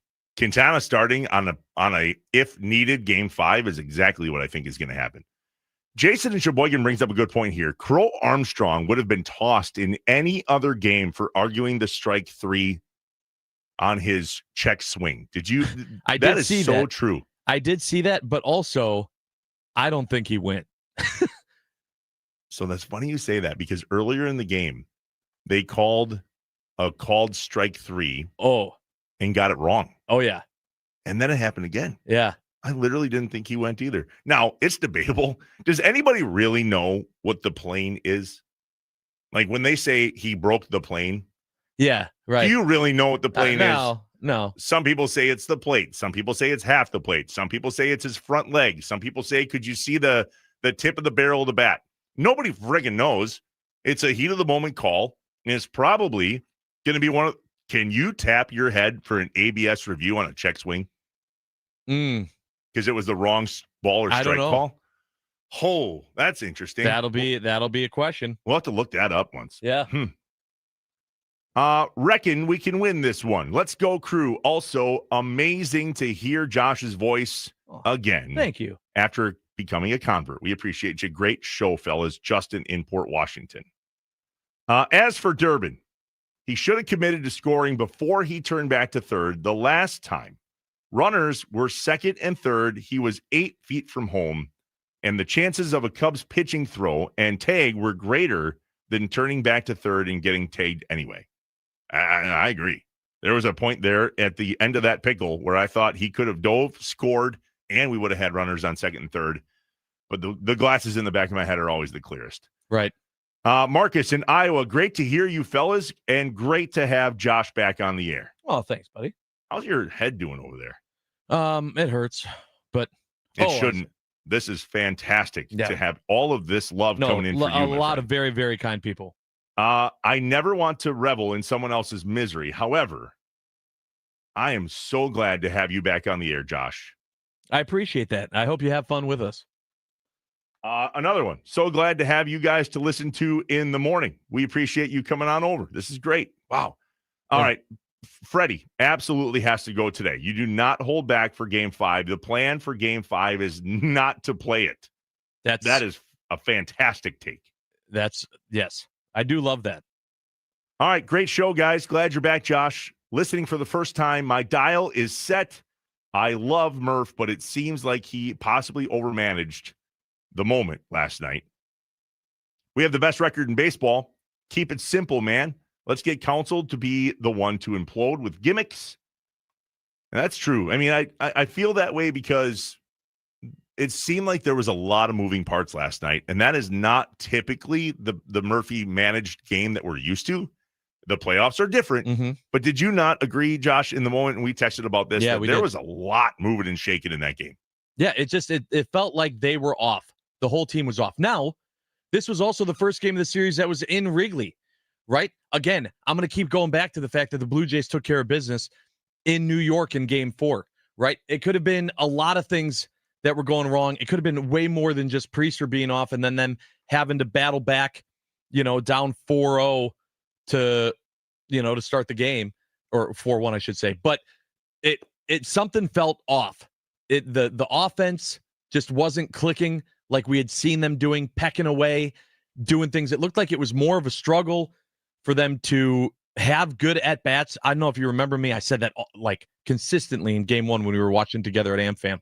Just have a good at-bat here. Have a good at-bat. Yeah. So many strikeouts last night. Way too many strikeouts. Way too many swinging at bad pitches. The 1, 2, 3 innings that the Brewers had it was weird. It was uncomfortable to watch because it's not what we're used to. All right, a few more texts before we get to our next break and then more of our morning mind dump. I love that this might become the 7 o'clock hour. Yeah, the morning mind dump. It's fantastic. We started this as our first segment in the 7 o'clock hour, and you guys love it. So it might just be the 7 o'clock hour. We'll see how day-to-day goes. A few more here. Mark and Eagle. I hear that there is a certain bald guy that recently became a free agent. Hopefully, there's a conversation about it. I thought they were talking about my bald guy. Yeah, I was me, the bald guy. Listen, if you're going to talk about Trevor, talk about the fact that he's 6'8". Yeah, and also not bald. He's not bald right now. But you did say in the beginning of this that you're only allowed to do morning radio with bald guys. I mean, it's fate. They're like, fine, you can do morning radio again, but it's got to be with a bald guy. What's up, gentlemen? You're a good bald guy, though. I appreciate that. And by the way, I'm growing out the baldness at the moment. Yes, you are. I'm calling it the playoff bald. Not the playoff beard. The playoff bald. Yeah, I love it. And if you want to see what that looks like, which I don't recommend, come along on YouTube. We're broadcasting live. Eric from Waukesha. What's up, gentlemen? Josh, nice to hear your voice. Thank you. And then the question, and we'll end this segment on this. How did this happen? When did you guys start this morning gig? Definitely doing this together. Hey, where did you guys come from? Can I tell you that that's probably the greatest compliment that I've gotten, Josh, since we started this a mere 2.5 weeks ago? It seems people say that Josh and I have been working together for years. Our chemistry is fantastic. That's not what we say. That's what you say. We appreciate that. Thank you very much, because some people say anybody could do this job. I leaned over to my buddy Brendan last night, and I literally said to him, is this real life? Am I sitting here watching this Brewers game, trying to figure out what I'm going to talk about tomorrow on morning sports talk radio in Milwaukee, Wisconsin? Like, how did we get this? How did it happen? Very grateful. Very grateful for that. Don't ask questions you don't want answers to. We don't know, but we're here and we are riding the wave with all of you. And we could not be more grateful that you are here with us on Inside Wisconsin Sports with Trevor and Josh, live from the 1250 AM and 105.7 FM, the Fan Studios. See, it's new. It's just new for all of us. Powered by the Potawatomi Sportsbook. I'll get it. I got it.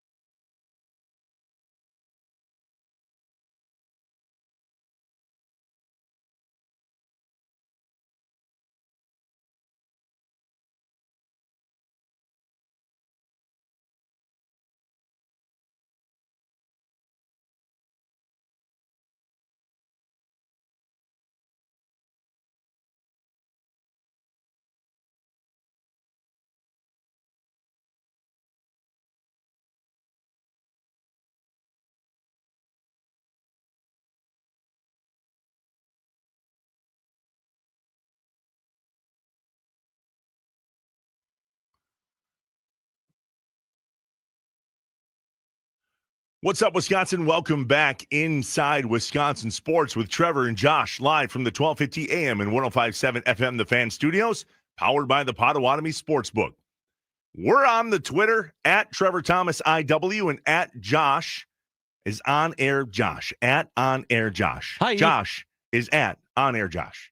Follow the show too, Inside Wis Sports. At the Fan Milwaukee, thefanmilwaukee.com is the website. Watch us live on YouTube. The Nicolay Law Fan Talk and Text line is yours. 414-677-1250. 414-677-1250.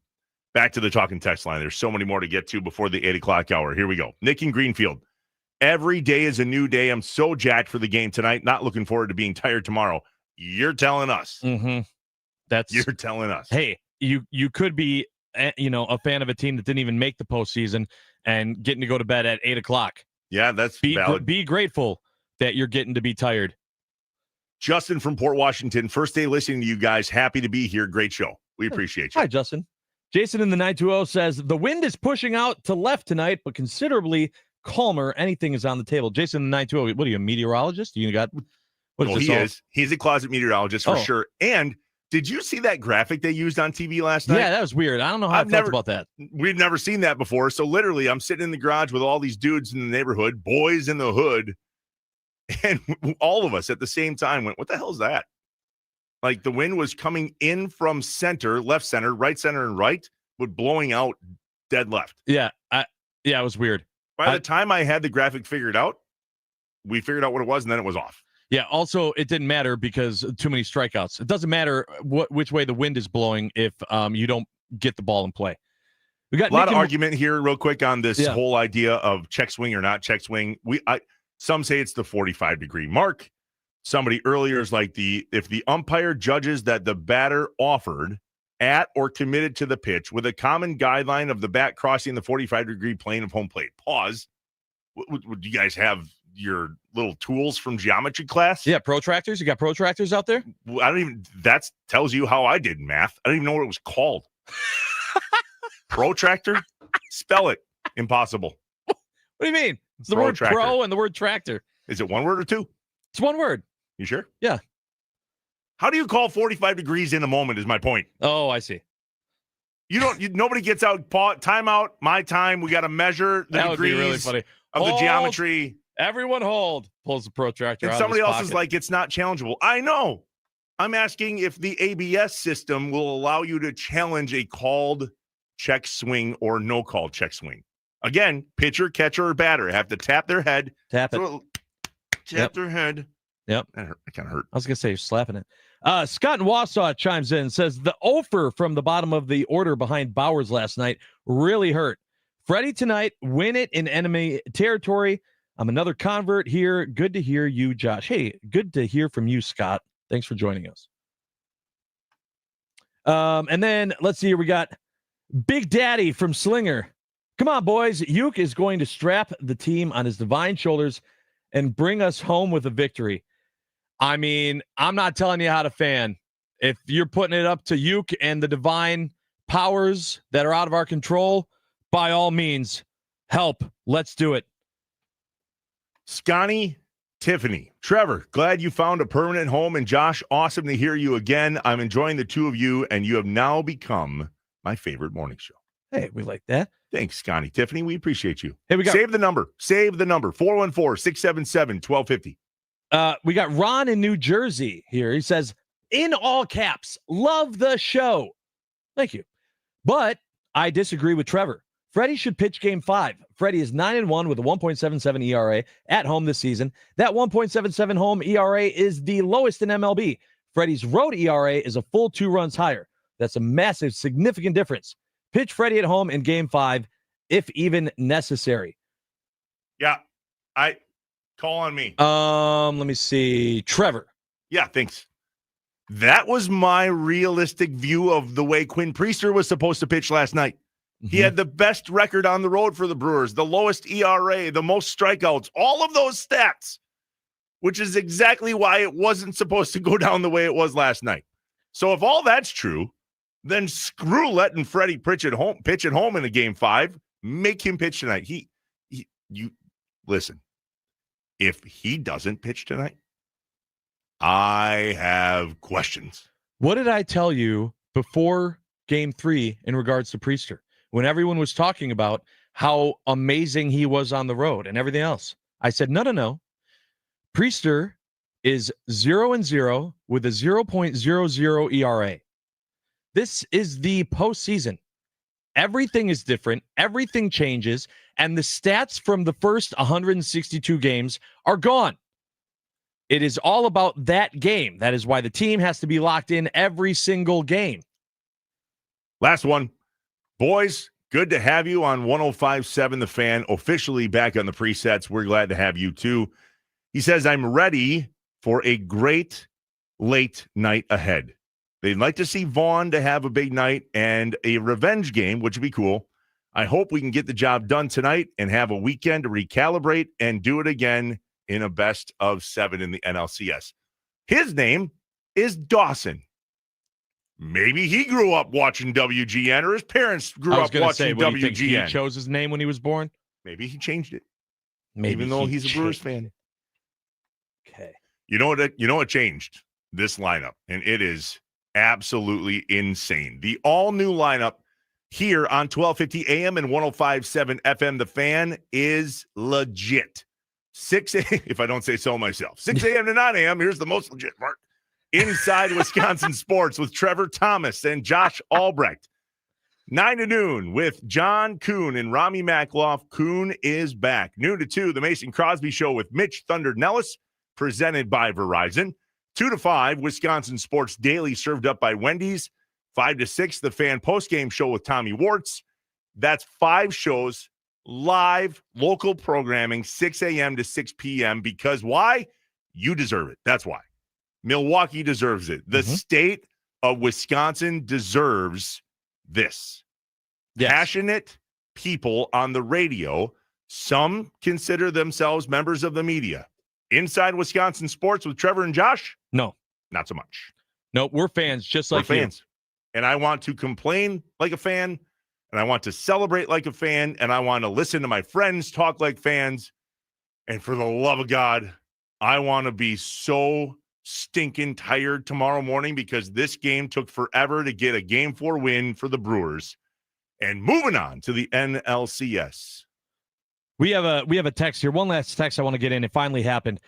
Jeremy from Racine said, wow, Trevor will never be happy with a manager that doesn't agree with his thoughts. LOL. Okay. Don't tell him how to fan. And more importantly, he says, go Cubs, go. This person, Jeremy, says that, not me. Jeremy says that. I think that's our first true Cubs fan. We had Jovan on, but he plays different. Block that. Just block that. Yep. I don't know how to block it, by the way. We'll figure it out. We'll try to block it. A while back on Twitter, there was something that said, you have 3 words. You get 1 tweet, and you have 3 words to let your family and friends and followers know that you are in trouble. 3 words. Okay. You know what my 3 words are?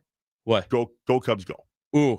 That will tell you I'm in deep doo-doo. Yeah, that's your SOS. If you see that, that is my SOS. If you ever see that, send help. I am not well, wherever it is. And don't you dare clip that. I swear. I promise. I mean, it's already done. Inside Wisconsin Sports with Trevor and Josh, live from the 1250 AM and 105.7 FM, the Fan Studios, powered by the Potawatomi Sportsbook. Matt LaFleur talked yesterday. We should probably check in with him and what's going on with the Packers, and specifically what's going on with the starting quarterback.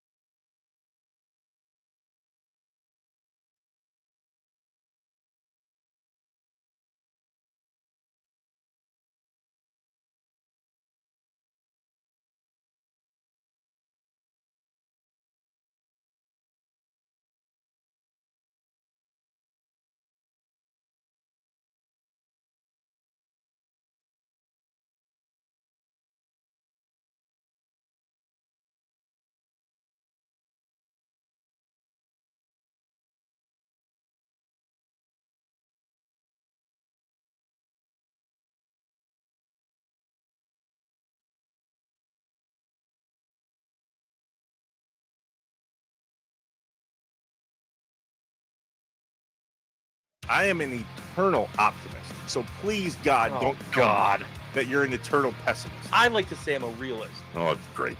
We're going to get along great. This is going to be great. This is Inside Wisconsin Sports with Trevor and Josh. Crowd is here, about to blow, waiting for me to start the show. Out the curtain, lights go up, I'm home. Whoa!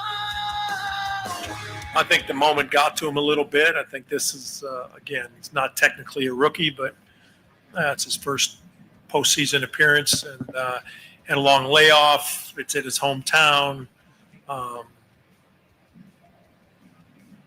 Yeah, I feel for him because that's not typically how he's done this year, and it gave them a jump start and was the difference in the game.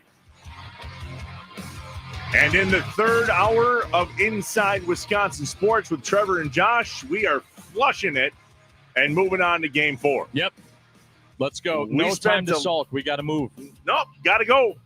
Gotta go. Game 4 tonight, 8:08. Brewers at Cubs. Another game-clinching game for the Brewers. Yes. What's up, Wisconsin? Welcome in Inside Wisconsin Sports with Trevor and Josh, live from the 1250 AM and 105.7 FM, the Fan Studios, powered by the Potawatomi Sportsbook. Follow us on Twitter at Trevor Thomas IW, and Josh is at On Air Josh. Follow the show too, InsideWisSports.com. No, it's just at InsideWisSports. Don't put .com on the teleprompter. My bad. Yep. That's me. Facebook and Twitter at The Fan Milwaukee, the website, thefanmilwaukee.com. You can watch us on YouTube. Hi, how are you? Good to see you. Hey. Search Inside Wisconsin Sports, and we shall pop up. The Nicolay Law Fan Talk and Text line.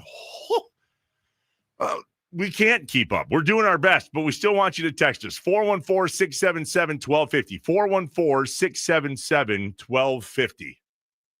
Josh, yesterday got away from me. You ever have that happen where you're like, whoa, blink, and it's what time? Every day. Well, yesterday was bad for me. I literally saw my wife while she was sleeping, and she saw me while I was sleeping last night. That's the only thing. I didn't see my oldest son yesterday. I barely saw my youngest one. Mm-hmm. I pulled in my driveway, and neighborhood bullpen cart pulls up, and I jump on, and we go to the Giffins for the watch party, which, by the way, the neighborhood bullpen cart. Yeah, tell me about this. It's a golf cart. And somebody in the neighborhood needed to take the plunge and be the first one to get it. Our guy Ryan did it. And now I bet you the floodgates open. The golf carts are about to be abound. Maybe not till the spring. But I was going to say, we get snow tires on those bad boys? Don't test me. I will do it. He says, love the talk this morning, Trev. I appreciate that, Ryan. We are having a blast on Inside Wisconsin Sports with Trevor and Josh. I had a blast last night at this watch party. So our we went from the worst neighborhood in the history of neighborhoods to the best neighborhood in the history of neighborhoods. And I will argue that till the cows come home. If you live in a good neighborhood, do not take that for granted. Sure. Do not. We have the greatest neighborhood ever. Had a little watch party in Gifts Garage last night. Gifts Garage. We should get a logo for that. Gifts Garage. Yeah, it's got a nice ring to it. I think the one tonight is in Andy's Garage, not to be confused with Gifts Garage. But long story short, greatest neighbors ever. I mean, Abby put out a spread of food last night. I had a big old bowl of chili. It may not have been a Natty Oaks big old bowl of chili. No, not as good. But I hadn't eaten. That's where I was going with this. Yesterday completely got away from me. I was crazy town busy. Meeting after meeting after meeting. Every day, if I don't spill my water, I drink a bunch of water, and then I pack a protein shake every morning. And I had only a protein shake yesterday until we got to Gifts Garage for the game. And then the chili came out, and then there was this port wine cheese with these garlic bread. Dumb. That and potato chip dip. Like, that's my vice. You give me a bag of Ruffles and a container of chip dip, I'm about to show you a magic trick, and I'm going to make all of it disappear. Yeah. It's bad. And it's gone. How was Natty Oaks? Natty Oaks was great, man. Thank you to everyone that showed up, and they showed up early, too. Tons of people came to see, Sparky do his show, Tommy do the leadoff show, and then stick around and watch the game. We appreciate everyone coming out. Obviously, we wanted a better result. But it was awesome to have everyone there and, live and die with every pitch with us. The Nicolay Law fan talking text line open for you, 414-677-1250. I'm ready to move on to game 4. Josh is ready to move on to game 4. There's one fascinating text here from Bob in Minneapolis that I just want to put to bed quick. And then I want to go on to game 4 and what pitching looks like tonight and why game 4 will be the last game of this NLDS. Bob in Minneapolis says, convince me why the loss yesterday isn't the start of another Brewers disaster. Okay, deep breath. That's pessimism. It's absolutely pessimism, which is why. What part of this Brewers season gives you the belief that a loss starts a, quote, another Brewers disaster? Have there been any Brewers disasters this season? Or did the Brewers go into the playoffs as the best team in baseball with the best record in Brewers history, with the largest and longest winning streak ever since 1970? That's the year they started. There's nothing that gives me any reason to believe that one loss is going to be, quote, the start of another Brewers disaster. None. Also, what qualifies a Brewers disaster? Just not winning the series? Is that what you're saying? Because that's the beauty of being up 2-0, right? Is that, yes, we lost yesterday, but again, as the Blue Jays did last night, they proved, they lost one game to the Yankees, and then they came back and they took care of business, finished it in 4. There's no reason why the Brewers can't do that today. Being a realistic fan, I can tell you, Bob, in Minneapolis, which I am glad you're here, and I understand. Very glad. And I understand your concern. It's okay to be a panicked fan, but that every game is a new opportunity. So last night was an opportunity. It was a match. It was a chess match between Counsell and Murphy and Brewers and Cubs and how it was going to go. They won that one. We have 2 more tries. We have 2 more tries to get it done, starting with tonight. Let's get it done. The 770 says, great for Josh to be back. Got hooked on Trevor's fill-in work across the street. The both of you will be awesome. No, we won't. We already are awesome. Having a blast with all of you. Yeah. Fantastic time here on 1250 AM and 105.7 FM, The Fan. Glad to have you. All right, we're moving on. No more Game 3 talk. Nope. We are moving on to Game 4 talk. We spent long enough, frankly, on Game 3 talk. We got to move on. The pitching situation tonight, in my opinion, is the greatest scenario the Brewers could have asked for. And here's why. Last night, Quinn Priester, 2/3 of an inning. Nick Mears, 1/3 of an inning. Neither of those guys are going to pitch tonight. If Nick Mears comes in tonight, I'd be pretty surprised. It's not that he can't, but I'd be surprised if he did. Why? Because Jose Quintana is not available tonight. Grant Anderson pitched out of his gourd last night and was so awesome to see him fired up leaving the mound. I was shocked he came out for another inning, by the way, but I was glad he did. Yeah, eat that inning up. Jared Koenig pitched 1/3 of an inning last night, and Chad Patrick did pretty well too. He was pretty fired up coming off the mound with 1 2/3 innings. Look who's available tonight. I'd like to think that we can all assume, which I know, ask you, me, whatever. I think we can all assume that Freddie's starting the game tonight. And according to my Twitter, no official announcement has been made. If that's not the case, then get at us on the Nicolay Law fan talking text line and tell us we're wrong. 414-677-1250. I have no reason to believe that Freddie's not the starter tonight. He should be, and likely he is. Look who's left. Aaron Ashby, who has been the greatest reliever we've had for anything that remotely looks like a 2 or 3 inning relief stint. Just he's don't start available. him. Robert Gasser hasn't pitched yet, and he's a lefty. That's weird. We have Koenig, who's going to be available, no problem. Remember Trevor McGill? Yes. He's pretty good. Yep. And currently, he's not the closer. I really like him as a setup man. Uribe, available. Jacob Mizorowski is available. Chad Patrick, probably not. Quintana, not. Priester, not. And Abner Uribe, I already mentioned he is, if we go down the pitchers, of which there are 12. I do miss, just for real sake here, I do miss Tobias Myers. Yeah. I wonder if he's going to be in and Lockridge is out when we go to the NLCS. If we starting go on Monday. to the NLCS. Yeah, so this is why I wanted to talk about this with Game 4. Our friend Josie, who was with us at Natty Oaks last night, by the way, thank you for being Nice. here, Josie, said to everyone, this is on the Nicolay Law Fan Talking text line, by the way, I should mention, said to everyone who doesn't want Freddie tonight, what do you want instead? Okay, so before we kind of analyze everything of this, you know me, I want to look at our options. Let's say you said you're assuming it's Freddie. Let's go the other way. Let's assume it's not. If it isn't Freddie, what do they put out?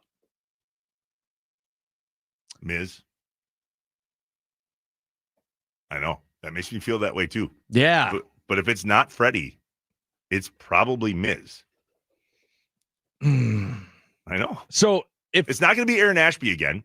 We're not doing a bullpen game tonight. If well, it's not how do you know Freddie, we're not doing a bullpen game? I mean, does that mean? technically, if Miz starts, isn't it a bullpen game? He was Was in it the a- pen. Was it a bullpen? The Ashby game was a bullpen game. The question is, if it's not Freddie, who is it? That starts the game, correct? But I also think if it's not Freddie, they're going to expect this person to be a true starter. That's my point. I don't think the other night, well, Murph came out and said it. The other night, there was never an intention to put in Quinn Priester. It was a bullpen game. And that started with a guy who's lived in the bullpen the vast majority of the season. Correct. In Aaron Ashby. So tonight, if it's not Freddie, I don't think it's a clear assumption that it's a bullpen game because Miz was a fairly regular starter there for a bit. He's just better out of the pen right now. Listen, I hate this term bullpen game anyway, because last night was a bullpen game. Wasn't supposed to be, but your starter couldn't get out of the first inning. So it very quickly became a quote unquote bullpen game.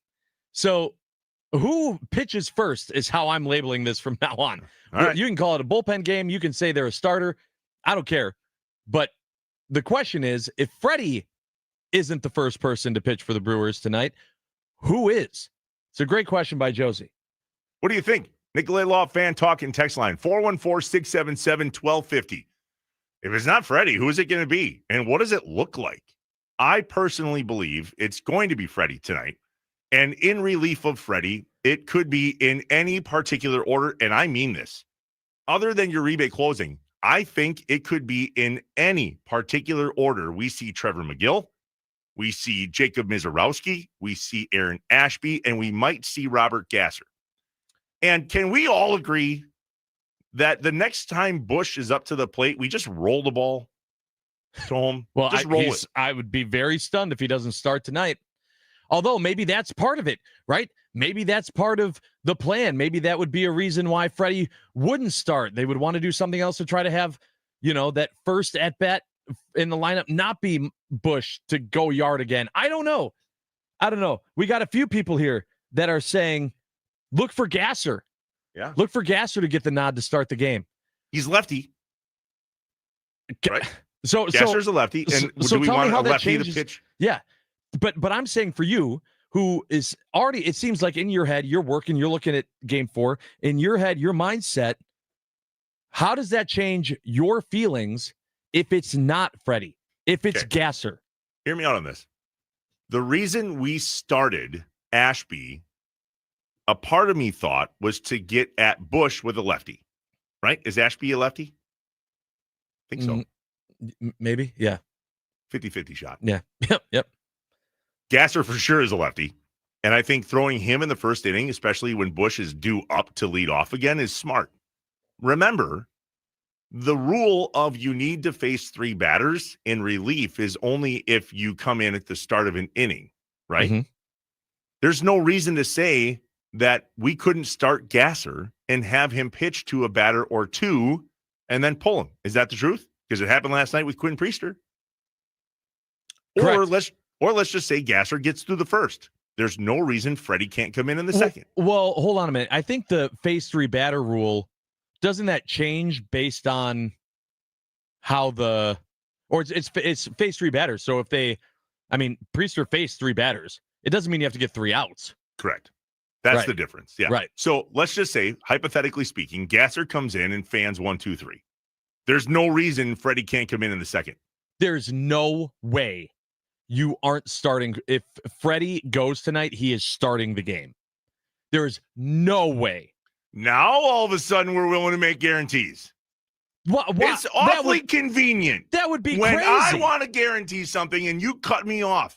I go, when we're going to be in the NLCS. You go, if. Explain to me the thought process of having the one for sure starter on this team being Freddie Peralta, and you're not going to put him out there for the first inning. There's 6 different text messages on the Nicolay Law Fan Talking text line, 414-677-1250. You want to read them with me? Maybe Gasser. Here's another one. I like Gasser. Hey, guys, I think we're due for a Gasser start. I'm not against it, but do you see the other ones that say, I would go Gasser, Miz, McGill, Uribe. I'm not seeing Peralta in the list of names that come up after Gasser. I have no problem with. I think putting Gasser out there instead of Freddie is an interesting play. It's something I want to talk about.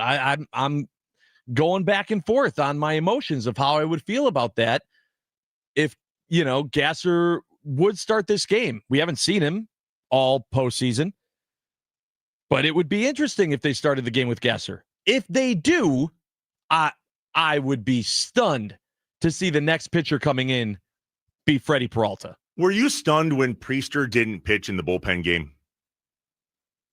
No, because that just meant, yep, we were right. They're saving him for game 3. I was pretty stunned. There was a part of me, especially because they did that coy thing and had him warm up. That was awesome. Yeah, that was playing Craig like a fiddle. I do think it's plausible, and I did not think it until the text messages started rolling in on the Nicolay Law Fan Talking text line that Gasser could start and Freddie comes in the second. That's insane. I know, but it's nuts. super fun. Listen, Freddie's going to pitch tonight, and I think he's going to start. But what we're running up the flagpole here is, what if Freddie doesn't start? Will he come in? Our bullpen is not in shambles. Somebody said, what's the cause of concern? You guys are acting like our bullpen is in shambles. Well, thanks for just joining us now, because about 2 minutes ago, we just said our bullpen's in great shape. Yeah. Great shape. The guys that pitched last night, specifically Grant Anderson. Yeah, crazy. I wanted Jared Koenig to come in at that point right there. And then Grant Anderson's running out. I did not feel good about that. But boy, did he prove me wrong. Yep. He did better than Koenig did. He did. And by the way, I don't want to wish that, but Koenig's not been. No. He gave up a home run in the first game. Not great last night. So it's probably going to be Freddie. And listen, it's not unreasonable either. This is a 4-game rest or a 4-day rest. And Jason from the 920 just texted in, Freddie will pitch, and then look at the NLCS schedule. This will give him more of enough rest time to get to the NLCS. Right. So there's no reason why Freddie shouldn't start tonight. There's no reason why Freddie won't pitch tonight. Freddie Peralta will be on the mound at some point for the Brewers tonight. But this is a plausible thing, Josh, that we're running up the flagpole here, especially because Bush has our number. I don't see it. If Freddie plays, Freddie starts. That's just the only way that I can see it. And here's my favorite thought that popped in my head. It popped into my head when I was talking with Tommy on the leadoff show before game 2. I would love if the Brewers offense could get back to what they were the first 2 games, because then all of these questions don't matter. That was the main thing that I was frustrated with last night. And the number one thing that I need to happen in game 4. You can put out whoever. If this Brewers offense gets to the Cubs the way they did in game 1 and 2, and unlike they did last night was the polar opposite. They were swinging at bad pitches. They were having 3-4 pitch at bats. It was awful. If they can get back to doing what they did in game 1, 2, and in a lot of those wins in the regular season, whether Freddie starts the game or it goes Gasser, Freddie, or whatever, we're going to the NLCS. Offense needs to peck away and put up some numbers. Someone in the 920 who didn't put their name first, which pause, by the way, if you're joining us on the Nicolay Law Fan Talking text line, 414-677-1250, would you start with your name? Yeah, please. Trevor in Green Bay or Josh at Natty Oaks. or wherever Currently you eating are kale, and yeah. however you want to be known, as long as we can read the name on the radio. Don't be an idiot. Put it first, because we'd like to get to know you just as much as you're getting to know us. So there's two here, and then we're going to get to a break and talk some Packers, just a small amount of Packers. Yeah. We have to. Yeah, that's okay. One person in the 920 says Freddie struggles in the first inning. Trevor might have a point here. Yeah, I'm not saying that it's a bad thought. I'm saying I can't see it. I can't see that being the case, especially because Freddie, we haven't done that before. Like, just from a mentality standpoint, yeah, Freddie gives up that run in the first, but then he's been locked in. He can go 5 innings. I don't know. I don't see Bill, it. look at this. Bill from Jefferson, my new morning show. Love it. Thank you. Hey, I'm with thanks. Josh, he says. It's either a bullpen game or Freddie starts. There's no way you risk wasting Freddie in case Gasser can't get out of a clean inning in the first. Why would that be wasting Freddie? What's the difference if he comes in the second and pitches versus the first? Well, I think the point of what he's saying is that if you have Gasser in the first inning, kind of like Priester last night when they put Quintana out, right? Quintana then comes in and he's already pitching out of a hole. You don't want to waste the quality that Freddie could be bringing if Gasser gives up 4 runs in the first. Many of you are saying that this is your new morning show. Well, guess what? It's new to us too, and it's new to the fan with an all-new lineup. 6A to 9A, it's us, Inside Wisconsin Sports with Trevor Thomas and Josh Albright. 9 to noon is back, baby. 9 to noon with John Kuhn and Rami Makloff. Noon to 2, the Mason Crosby Show with Mitch Thunder Nellis, presented by Verizon. 2 to 5 is Wisconsin Sports Daily, served up by Wendy's. And 5 to 6 is the Fan Postgame Show with Tommy Wartz. That being a postgame show of literally all the shows that led you up to 5 o'clock during the day. 5 live and local shows from 6A to 6P. The all-new lineup. We love it. You love it. And we're glad to have you here on 1250 AM and 105.7 FM. The Fan Studios, powered by the Potawatomi Sportsbook. You are listening to Inside Wisconsin Sports with Trevor and Josh.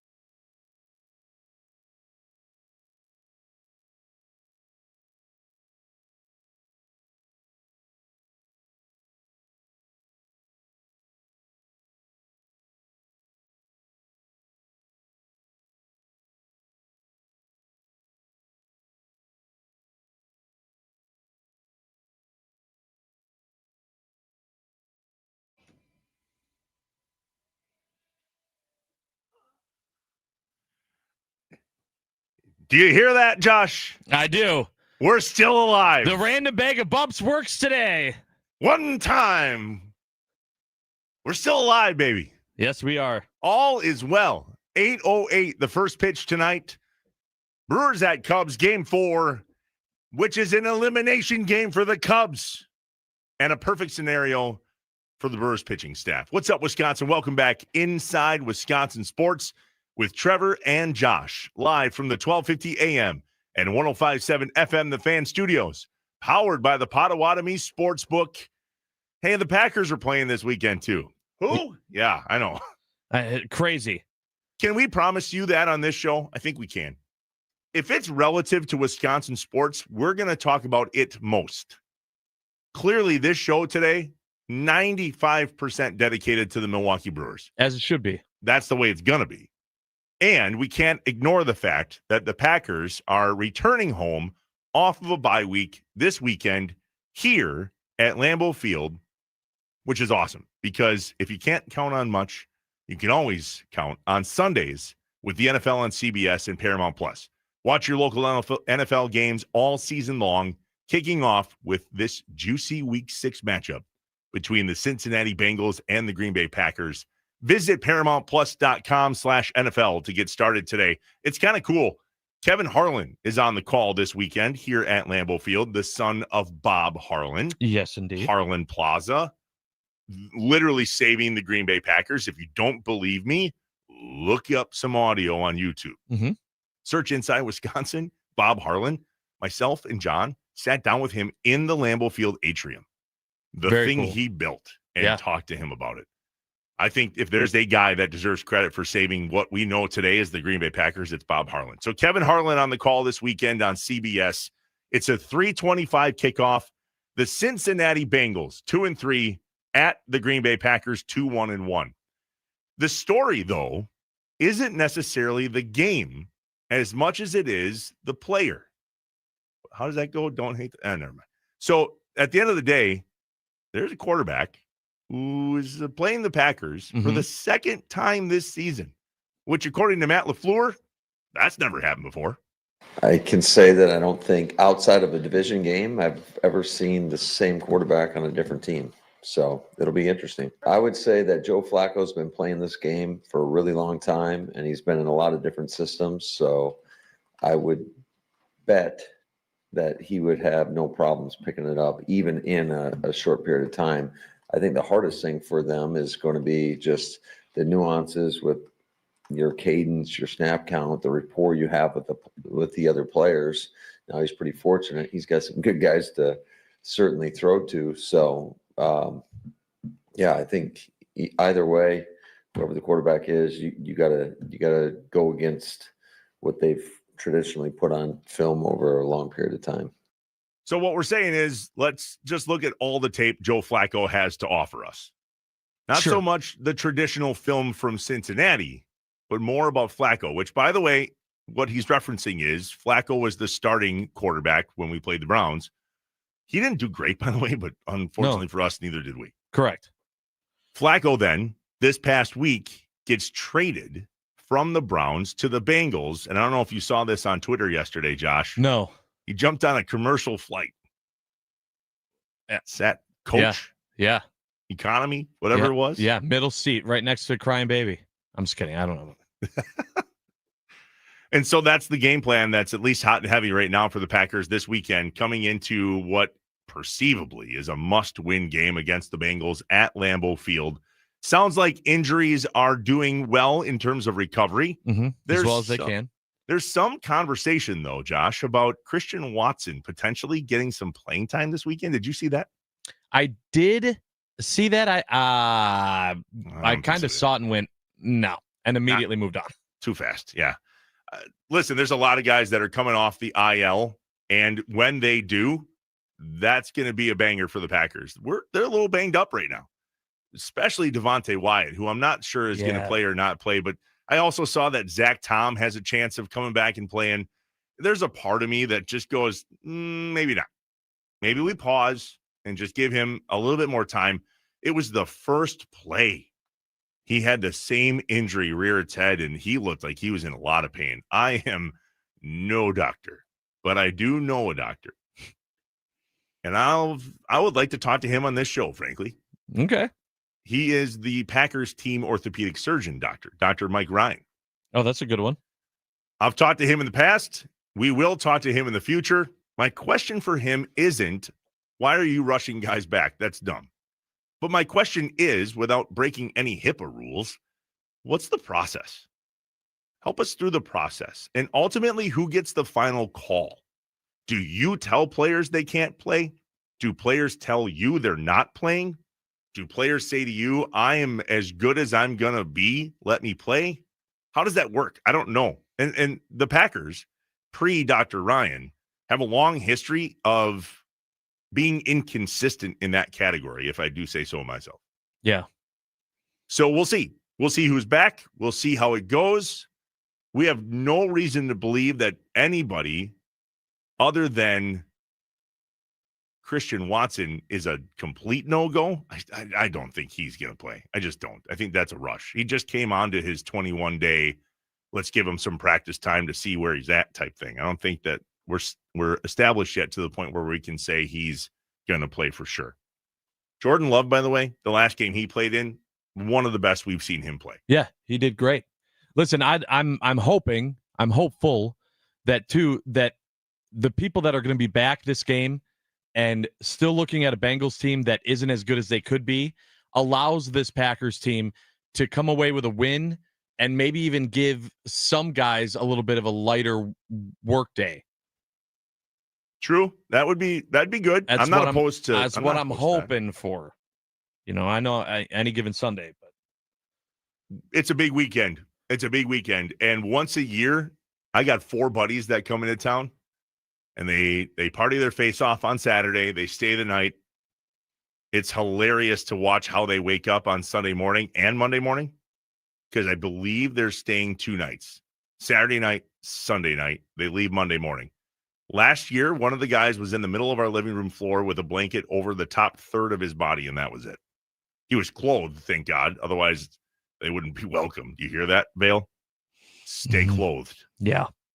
But they're coming into town this weekend, and I'm stoked for it. Packers at home against the Bengals, a 3:25 kickoff on CBS with Kevin Harlan on the call. All right, it is time for one of our favorite segments. It's called What's Up, Wisconsin? What's up? When we come back from this last break of Inside Wisconsin Sports with Trevor and Josh, we want to know what's up. What are you doing today? How are you watching the game tonight? Are you going to Wrigley Field, a.k.a. The Dump? What else do you have going on in your life? Josh has got something to share in regards to what's up with him today. Yeah, I do. So much to get to. So grateful for all of you. What a day on the Nicolay Law Fan Talk and Text line. So one more segment. Do you got it in you? Let us know what's up. This is Inside Wisconsin Sports with Trevor and Josh, live from the 1250 AM and 105.7 FM, the Fan Studios, powered by the Potawatomi Sportsbook.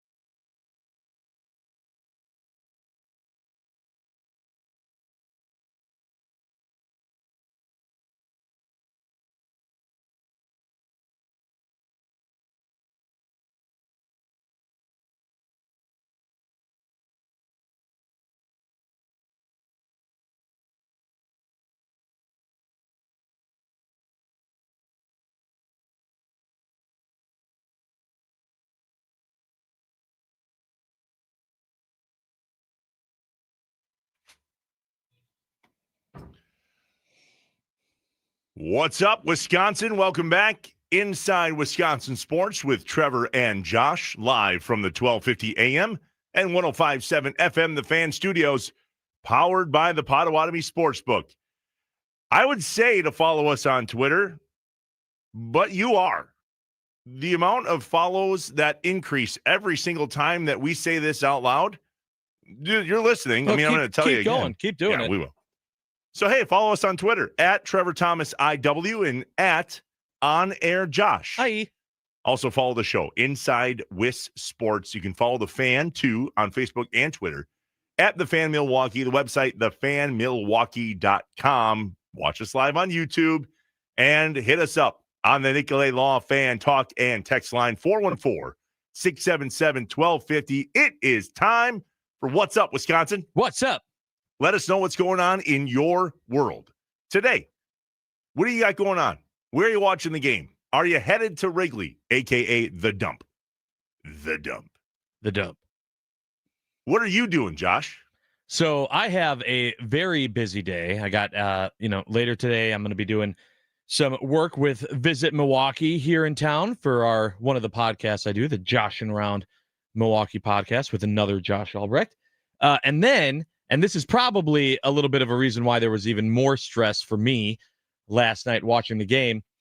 So tomorrow will be the first show of the new show that I will not be here, much like when you were out in Dallas. It is the oldest son's birthday present. We haven't, not that we're neglecting him, but there's a baby now and he's not getting as much attention. And so him and I are going on a little trip, just the two of us. I'm taking him to New York City for the New York Comic-Con. And we're going to be going out there and we leave late tonight. And so Mitch Thundernels will be filling in tomorrow. But so as much as I want to be watching that Brewer game with an 8:08 start, I'll be watching it, but I'm going to miss probably the first two innings, which based on how games 1 through 3 have gone is usually where all the action is. You have to have Jordy. You have to. I don't know if you can promise me this, but I'm going to ask you. When you guys finally are able to catch the game and see the scores and all the internet things, yeah, are you telling me that you're not getting the internet on the plane? Are you going to be on the plane when the game starts? I'm going to be on the plane. Yeah, you're not buying the internet to stream the game. I'm gonna try. Yeah, listen, I've had plenty of flights where like you do that and then the internet doesn't work. Yeah, that's true. And then it takes like an hour for them to do it and get it up and running. What flight are you taking? Like what airline? It's Frontier. Okay, that's a great flight, by the way. Oh, like is those? Well, I don't know that they have the options of internet and the screens and the seats and all those things, but that reminds me of the flight we take to Vegas, Allegiant, Appleton to Vegas. One way, no stops. Hiya, how are you? And there's no internet and there's no screens, but there is booze, and that's all that matters.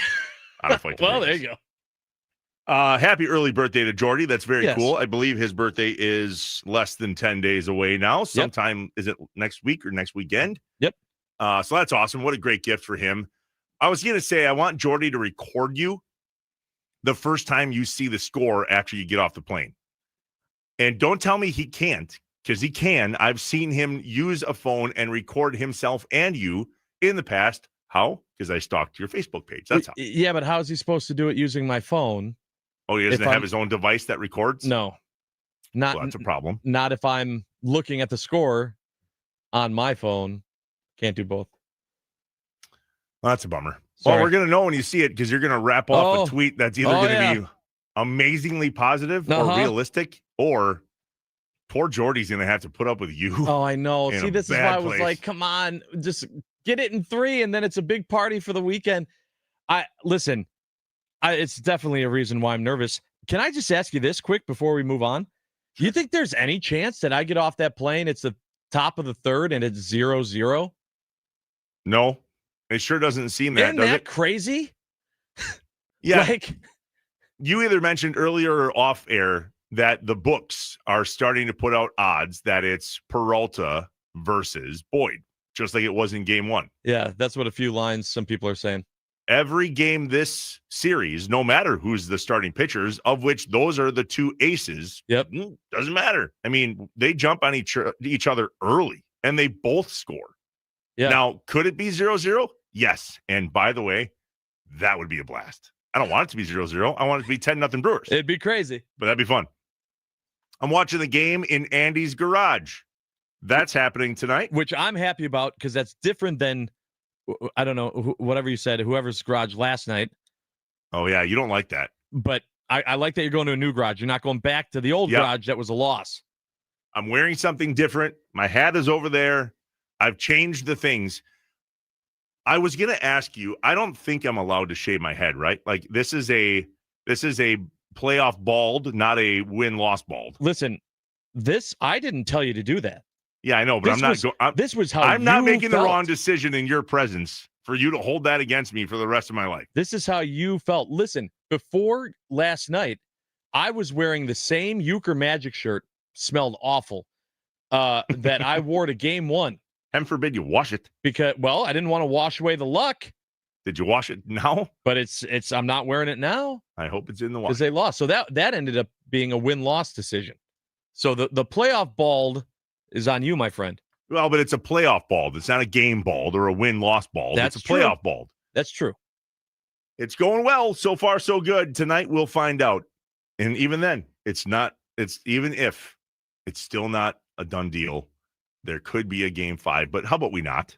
How about we not? How about we just win tonight, get it over with, take a break on the weekend, and then the NLCS starts on Monday. That's true. The NLCS does start on Monday. The Nicolay Law talk and text line, 414-677-1250. Jacob in a van. What's up tonight? Watching the game at home. Not partaking in some cold ones because he's on call for work. And that's on for the next 2 weeks. Sorry about it. That's a rough 2 weeks to be the guy on call. Shad is delivering for Instacart. Super excited for the game tonight. However, we'll potentially miss the start due to my daughters being asked to play with the varsity tonight. Well, good on you. Yeah, Congratulations. Yep. I also have a varsity football game tonight. It is at Winneconne for the Fox Valley Lutheran Foxes. There you go. If you know anything about high school football here in the state of Wisconsin, I believe Winneconne's starting quarterback is committed to Iowa. So, yeah. Okay. What time is that game? 5 o'clock. Okay. 5 o'clock? Oh, God. Is that at 5 o'clock? No, it's at 7 o'clock. Oh, God. Oh, someone live on air just realized they also have a conflict. This is why you got to enjoy the show on YouTube, folks. Oh, just seeing your face when you saw that on the calendar. Oh, look at that start time, my friend. I got to get out of this. Brody only suits up for varsity, and he only plays if there's a blowout, one way or the other. I got to get out of this. Well, I mean, you got an hour. You can go for an hour. I just got a text from my wife. Are you not going to Rhodey's game tonight?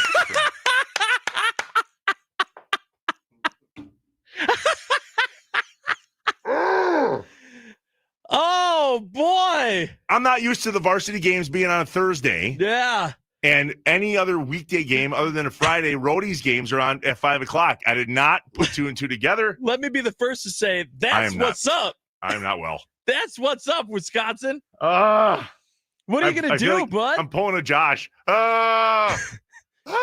You didn't put are you trying to tell me that you didn't put the start time of game? No, I'm an idiot. It's on the calendar. No, I didn't put not game 4. No, but I did put Brody's game, or Amanda did.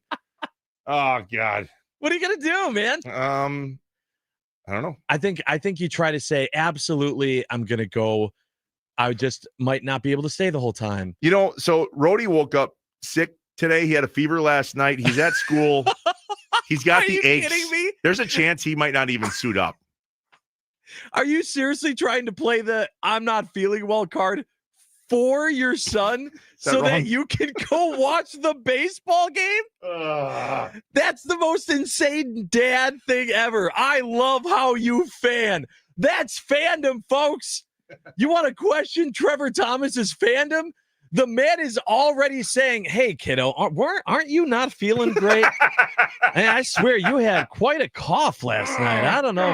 Maybe you want to sit this one out so that he can watch the game in his buddy's garage." Amazing. This sucks. Dude, I don't know how to tell you this. You are straight up watching this on your phone. Yep. You are phoning You're right. it tonight, my friend. Winter County better have reception. I will lose it. Sorry, Andy's garage. No, You're I'm gonna going be to missing- Andy's garage. I will be at Andy's Okay. garage when this game's done. And there will be a conversation with my wife, even though. What was she supposed to do? You think she scheduled the game? No, this is nobody's fault but mine. Oh. Which is, by the way, is that not the worst place to be? Oh, When all you want to do Dude, that's is where- blame anybody else. That's but where yourself. I live. I live in the world of it's always my fault. Oh, God. That's it. My phone just told me I'm in a loud environment. Because of you. I'm groaning. I'm the only person in this room. I'm the only one in this room. And I'm double booked.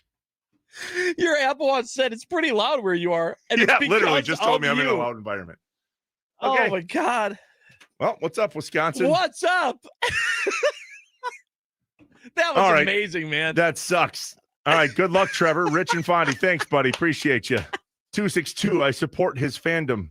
Oh, Kirsten from Green Bay. Watching this on YouTube is way better than just listening. Thanks. You should have been here for the Watergate I earlier cannot in the week. believe that you said you thought out loud. I'm so glad you didn't have those thoughts out loud in front of Amanda. I mean, even though she might have been listening, but those were inside thoughts. Look at these texts back to back. Yeah, I think my kid's sick. Actually, Nick in West Bend. This is great. Nick in West Bend. Obviously, you go to the game and watch it on your phone or stream it. Enjoy it with every other dad in the stands. The very next text. Your kid will have plenty of other varsity football games. There's only one game 4 versus the Cubs. What do you do with that? You don't tell Trevor how to fan. That's what you do. Oh. If there's a chance he doesn't suit up tonight, this is a no-brainer. Oh, How how happy are you going to be if he suits up and doesn't see the field, and you Pissed. just sat there the Not whole great. time? No, listen, I do not miss my kids' games. I won't do it.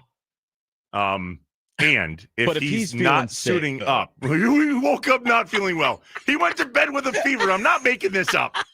Oh, yeah. Oh yeah. Oh man. The loud environment needs to stop. Our show is over. 9 to noon with Kuhn is next. Go Brewers, no matter where you're listening or watching or my whatever gosh. the case may be. Oh, that sucks that just happened live. That really sucks. That's amazing. This does not suck. You guys do not suck. We are having a blast. We are so grateful you're joining us on 1250 AM and 105.7 FM, the Fan Studios. We're powered by the Potawatomi Sportsbook. Josh, have a great time in New York with Thanks, Jordy. buddy. We will talk to you on Monday. You have been listening to Inside Wisconsin Sports with Trevor and Josh. Go Brewers.